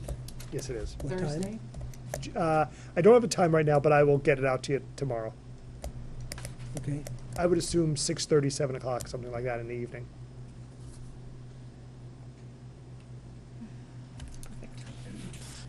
So the next item also is kind of a little mini commercial. Alan and I went to Cold Hollow Career Center. We had a little mini job fair. As many of you know, the applicant pool for a lot of DPW departments, Department of Public Works around the state is challenging. We're trying to get more young drivers to be willing to take the CDL course. We need them. There's many other towns that need them. Kathy Lavoie is working on workforce development in the area and helped coordinate that job fair for us. I think it could create quite a feeder program for us and many of the other CDL needy businesses and municipalities. And we had a flyer made up. Jen actually did that in short time that we brought, just to tell people what we do. I think not every young adult thinks about working locally. It was a great opportunity. They got a really good technical center up there. We do. And I think Liz from the driving school is reaching out to some of the other technical centers, which will be handy, with VFA having one and Missisquoi and whatnot. But they're giving these kids opportunities to learn their pre-trips and all the basics on getting the CDL. Obviously, right now, they're too young being seniors, but within a year or two, they can actually take the test. And like Harry said, it was a great opportunity with the flyer that Jen made. There was a lot of young individuals up there that, it's a good way.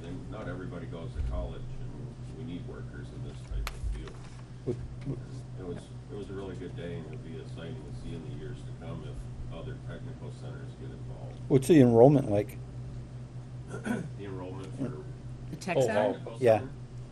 Well, the tech center is, through your high schools or whatever. I think we had 25, 30 kids, I'd say, at Yeah. this technical Unfortunately, you don't see, tech centers have kind of gone by the wayside a little bit. center. The good I ones. don't know. I don't think they tell you, make the press, but they're still at working. VFA, my son was part of the technical center, and there was a lot of students. Well, there's a few schools that still have a good turnout, but Yeah, but, you know, Richard. Your Green workforce Trucking is- Up in Enosburg has just recently bought out the Champlain Driving School in Milton. Now they own both. And they're revamping a lot of their training for CDL drivers. So this is a great opportunity for a young person to get in and have a career in the business. I mean, we're coming upon July, we'll be looking for another employee. Georgia's looking, Montgomery's looking, Highgate, Swanton, a lot of neighboring municipalities are all looking for workers, so I think reaching out to these young folks doing these expos, I think is a good thing. Ellen, is Kathy Lavoie focusing on this type of activity? One of many. She was, I don't even, she started, yeah, yes and no. Yeah, She's beginning. I mean, obviously, she's promoting her business, but she's reaching out to these technical centers because there are various kids, you know, they might go to be a farmer or whatever, construction, but whatever you get into, the CDL is a very important part. Yes. You know, I mean, milk truck drivers need them, construction workers need them, municipality drivers need them. So that's why she's reaching out to the technical centers and inviting the towns. Georgia was with us up there at this expo. It's just good public awareness. Yes, for students. yes. Well, look at the lack of school bus drivers they had at the beginning of the school season this year. That was a major concern. There's sign-on bonuses for people to be a school bus driver. Yeah. I mean, there is a shortage of people that do the driving, so, you know. Yep. But it was pretty exciting to go up and do that, and I think it's a good way for communities to maybe get some good workers, young workers that you can train and have them go up through the years, you know, be good town employees. And so the next item was just another public service announcement. Handicap placard enforcement continues. The St. Albans Police Department have gotten a few reports about people parking in handicap spots that don't have placards. They were a little aggressive at first. They stepped off a little bit in order to put out a public service announcement and warn people to properly display your handicap placard, either hanging from your visor or in the dash so it can be seen. You know, putting it on your visor is not really acceptable. So they put out a whole thing about what's acceptable, what's not. I think honestly what's been happening is I've gotten a few calls, people just forgot to put their placards out. So there was no way for the police officer checking to know that they had one. So we're just trying to let people know that if you have a handicap placard and you're using the spot legally, you must, please do remember to put that placard out. Otherwise, they're going to assume that you're not allowed to park there. For the ones that do park there that aren't handicapped, which does happen, Yes. I think they should pay the maximum fine of $275. Well, and right now, and without so any question. there is a couple different tiers here, because right now they're writing it under the local scofflaw rule, which is $50, but I also heard from a traffic court judge that you can charge up to almost $300 for parking illegally in a handicap spot. So Through the it's maximum just, if you fine. know someone who has one, encourage them to use it every single time, for obvious reasons, so that's all. Can I just make one parenthetical comment? I pulled into a parking spot the other day, and I personally did not see the worn-out wheelchair in this parking spot. And it was only when I got out of the car and looked at the trunk did I realize I was in a handicapped, and I moved the car. But for those of us who are elderly and have poor eyesight, there has to be a certain level of clarity in the markings on the pavement to indicate that it is a handicapped spot. If the sign's there, I have no problem. But in this case, there was no sign, it was just the painted thing on the pavement. So that's my only concern about the rule. But Our parking that lots- could be a valid defense, though. Yes, it could be. Yeah. Out And of in the some- field, they can Correct. appeal those. Our That's parking right. lots, I've done away with the pavement marking and gone strictly signs, Signs. because you can pull in and you can see it, it's there. It doesn't fade away that easily. Doesn't get covered And it with saves snow. me some maintenance costs. Right. Before we leave safety, that bothers me terribly. is this down here, right here at the bay. I almost hit somebody again. They're parking on both sides, the no parking. And we got that walkway. And when kids come through with a bicycle, the first thing comes through is the wheel before the kid can see to stop. We got laws. We got an ordinance. Why isn't it being enforced? Why isn't it being enforced? Do we tell the police not to enforce it? Do we? We have not recently, but in the past, select boards have. But I think in a year or so ago, we asked them to actually enforce. I have not asked them to You know, detract from and that we- recently, though. The fire department guys here, they get 11 calls max a year. We would have more accidents right here. And it's, you know, we must have accidents, close calls, scared. I get scared. Yeah. And the fire department, I went down on the dock tonight before I came here, and they somebody spray painted the sign that says no parking for the fire trucks to get in there and pump water. Yeah. That sign is covered, Alan. There's blue paint on it. So, and 2 weeks ago, we got this package in our select board package where they had photographs of skid marks, Yes. somebody lighting the tires up. Yep. And if we tell the police not to enforce something, what do? They don't know what to do down here at the bay. That's So, correct. what does the select board want? Do we want to enforce? I think if you have the ordinance and the law, you enforce it. If not, you change the ordinance or the law. Correct. And right now, it's a no parking section near that's- the Bay store. Well, I'll tell you what, I say, we put the signs up, we should enforce it. I mean, we can't afford to go down there and spend $5 or $6 million to make improvements down here, especially when it's seasonal. I got to agree with Stan. I was down here a couple of times this weekend, and it was pretty challenging. We have no parking signs up there, and I wish the police department would patrol it and ticket those cars that aren't abiding by our rules and regulations. So to be fair, this weekend was the LCI, so that's a bit more traffic than normal. But Why do they have to put the tent At the in store. where they had it to weigh the fish? I I don't mean, know. we just do things to harm ourselves, and we sort of ignore it. And Okay, I don't want to ignore it. I get it. Say again? Dock there, put it on the dock. That's what I thought, was thinking it'd be a good location for it. I mean, guys are coming in off their boats. Sometimes it's underwater, so they don't always rely on that, Took but it right down the side of the halfway point, boom, 9 cars and trailers parked in the road. I'll drive down there every day, just about. Well, what kind of gets me is when a car pulls up and parks in no parking space, they go across the street, get a creamy, then they stand there and they're looking around at the bay and stuff and head over to the park. There's plenty of parking in the park. Why don't they use the parking? You know, it's free and safe. Right. Maybe we should change the location of the creamy stand. we tried that. All right. I don't want to Message get received. Okay, get into the creamy business. Neither do I. That's it for me under town manager. The refund policy? Oh, yeah, sorry, forgot about that. I so wanted to cover that. Mike?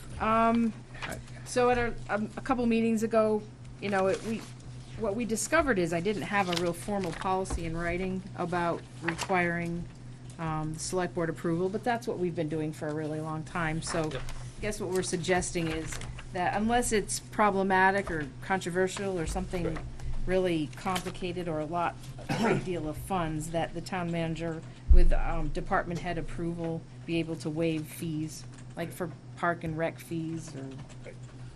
You're talking refunds, not waivers. I'm sorry, yes, refund of fees which include impact fees, zoning. Now, I wonder why is impact fees on there? That's what I was wondering. Yeah, It was where on does that? another, Becky just went, because it was on, I think sometimes when people pay and they have to pay all their fees before they get a permit, and they just change their mind Discontinue. about not doing that Right, project. they don't do the job, Then and they they would come like back. a refund, and so those are Fair part of enough, the yeah.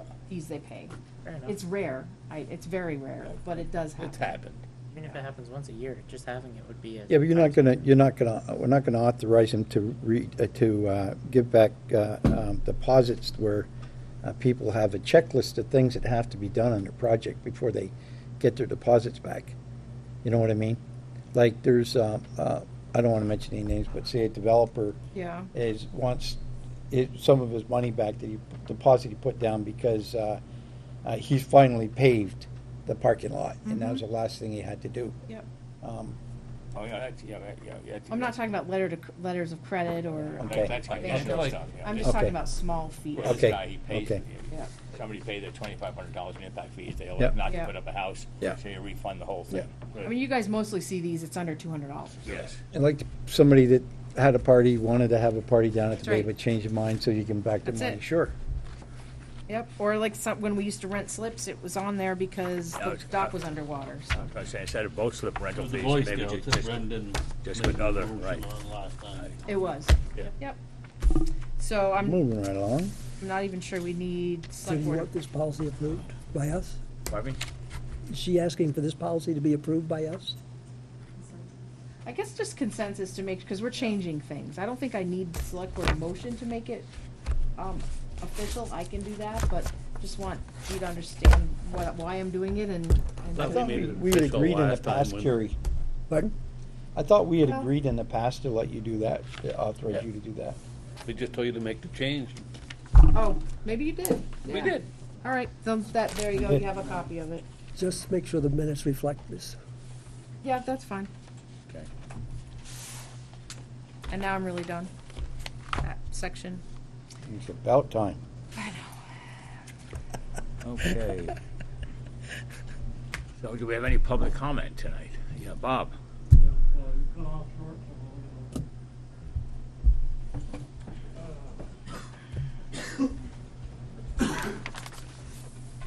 about your survey.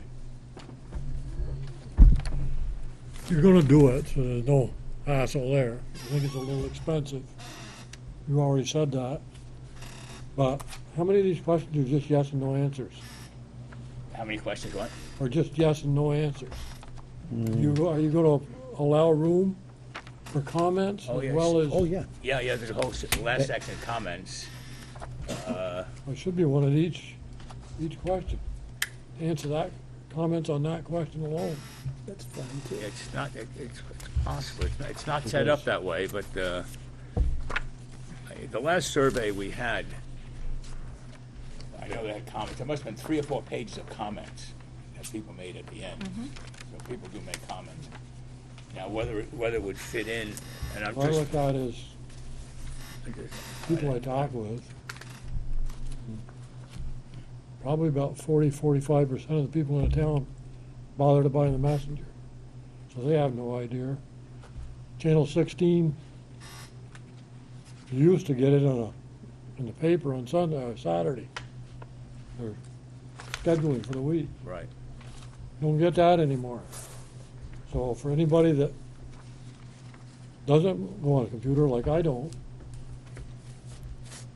you gotta go on there to find out what the scheduling is. I quit watching. I don't bother with it anymore. I'm not gonna keep flipping the channel back and forth to figure out what's on channel 16. But Channel 16, I've watched it, and they post their shows. They post 3 shows in a row and that's it. But they used to put it specifically in the messenger. Yeah. Right. Now they put pictures on the Line up back of page. all their things, yes.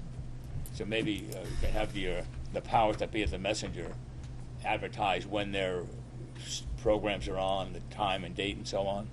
I don't know how they use the page, but I would definitely call Yeah. them during the day. Let Elizabeth know or somebody, right? So But- what is it that's not happening? They're not publishing their schedule. Okay.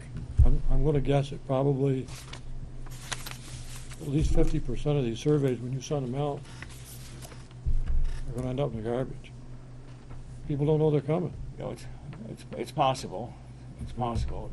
Like all the surveys they're doing on the phone. I don't have the specific number, but in order to get what we call a high degree of confidence, 95% accuracy, they have to send out and received back a number of forms. And how they calculate that, I don't know. But the last time we sent out probably well over 1,000 particular forms. And we got back the number we needed. I think that upset me the most. Pardon me? I think the thing that upset me the most was the article in the paper.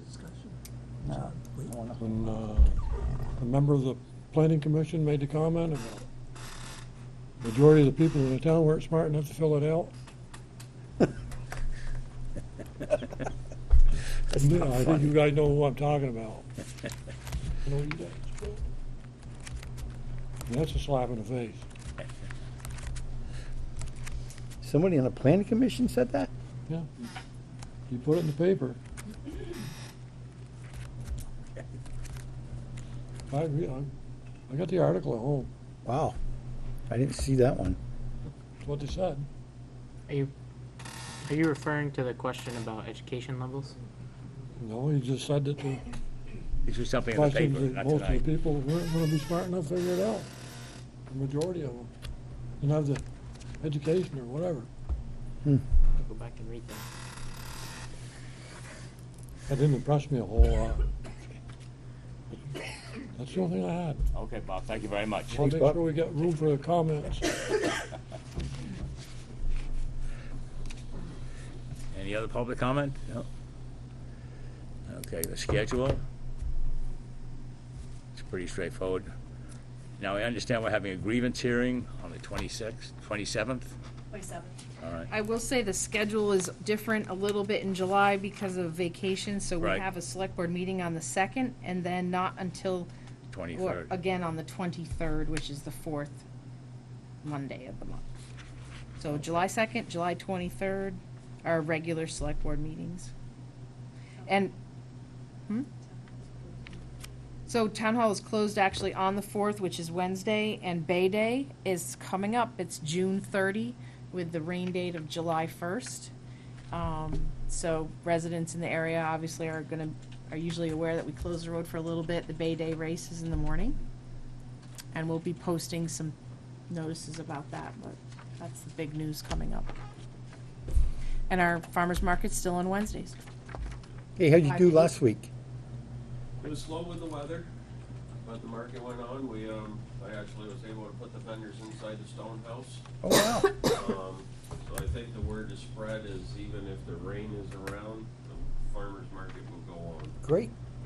The vendors were real happy to move the picnic tables around. They all use picnic tables, and there was a few new residents that showed up that didn't even know it was going on. They just happened to be walking around, and they ended up buying dinner and sitting down at the table, visiting with vendors and eating. Good. How many vendors did we have? Excuse me? How many? Vendors. 24 have paid. No, that rain day. That rain date, we had 18 vendors inside and 2 outside. You know what? I was told, I was gonna go there, the lady said, but there was only 2 vendors. She saw the 2 outside. 2 outside. Yeah. Yeah, so is there some way we can, I Yeah, just we are. recently bought sandwich boards so I can put farmer's market signs with arrows. You know, today. I actually worked last week and I stood out near the parking lot when people came and they were looking confused. I said, "You looking for the farmer's market?" Inside. okay, Okay, now we put on our signs, rain or shine. Yeah. Kettle corn we had to leave outside. You had a tent area, put them close to the building because of the fire. I'm glad I got the information, because I will call that lady back and say, should have stopped. Yep. It's Good. And that we're gonna have sandwich boards out there, On your so. sandwich board, could you say rain or shine? I could. I was just gonna say farmer's market tonight with an arrow, and if it's out near the road, I'll Yep. put one closer, point towards Yep. the building. But yeah, it was, some people were pulling in and they looked confused, and I'm like, "You looking for the farmer's market?" This way, so I was able to herd some of them in the right direction, but yeah, it was actually kind of fun to kind of put everyone a little tighter. And I bet it was. It was just it was a great evening, even with less customers. I bet you it was fun. They're a really good group of people, they really are.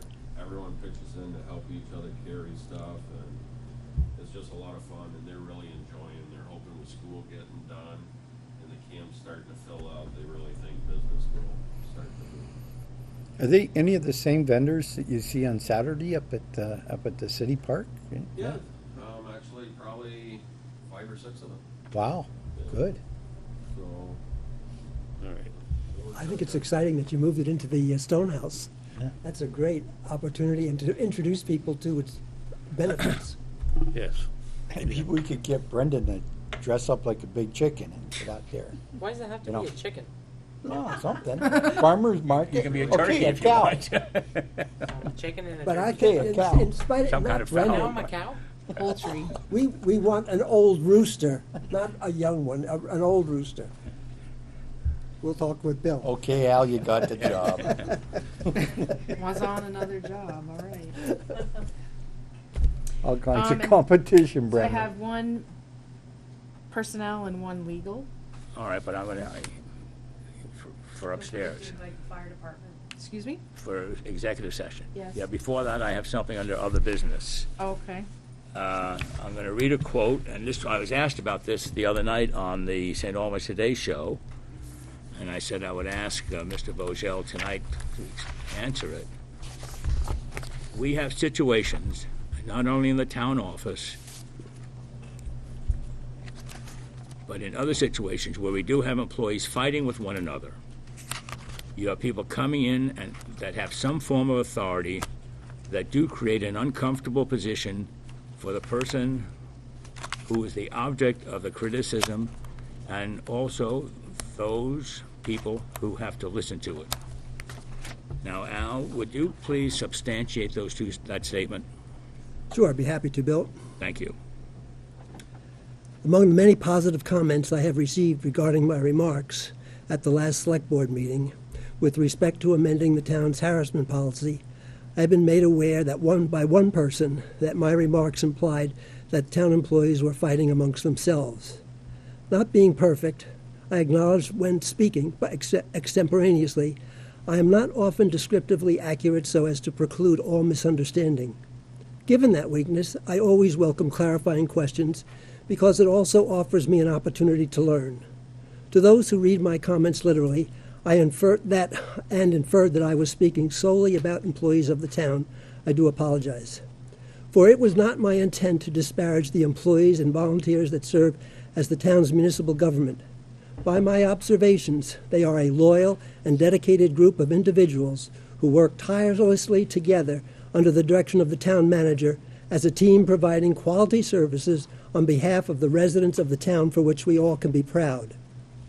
In my 62 years of employment history in other organizations, admitting my stint as a paper boy and my services to the town of St. Albans government, I have witnessed painful emotional disruptions between long-term colleagues.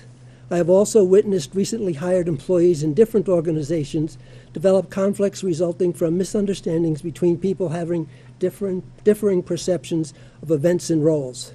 And I have addressed frustrated employees whose behavior was not customer-friendly. When those unfortunate events occur, they do affect the morale of an entire organization and its relationship with outside world of customers and citizens. The purpose of my remarks at the last Select Board meeting was to add clarification and to define an expectation of behavior to avoid conduct that could be deemed non-sexual harassment in the town's workplace as we proceed to the future under changing cultural norms. Good. Thank you. You're welcome. Okay. The trouble is, when you read things in the paper, you almost have to look at it literally. No, you don't. You have to use a little common sense. On that note, I will entertain a motion to go into executive session, unless you want to talk more about this. No. Okay, thank you. Who wants to Pass make this a to the motion for newspaper. executive session? Gotta read it. Read the motion, I'm sorry. Somebody? All right, I'll make a motion, if I'm not stepping on anybody's toes here. No, not all right. No, We all have shoes on tonight. To the newspaper. All right. Make it quick. I'm going to make a motion to go into executive session to discuss legal, contractual, or personnel issues where premature general public knowledge of the subject matter would place the town or person involved at a substantial disadvantage, and I'll further move to enter into executive session to discuss legal, contractual, or personnel issues under the provisions of Title I, Section 313A1 of Vermont statutes, and to invite the town manager and representatives of the town's volunteer fire department. Okay, do I have any objections to that? Okay, all those in favor indicate by saying aye. Aye. Aye. Aye.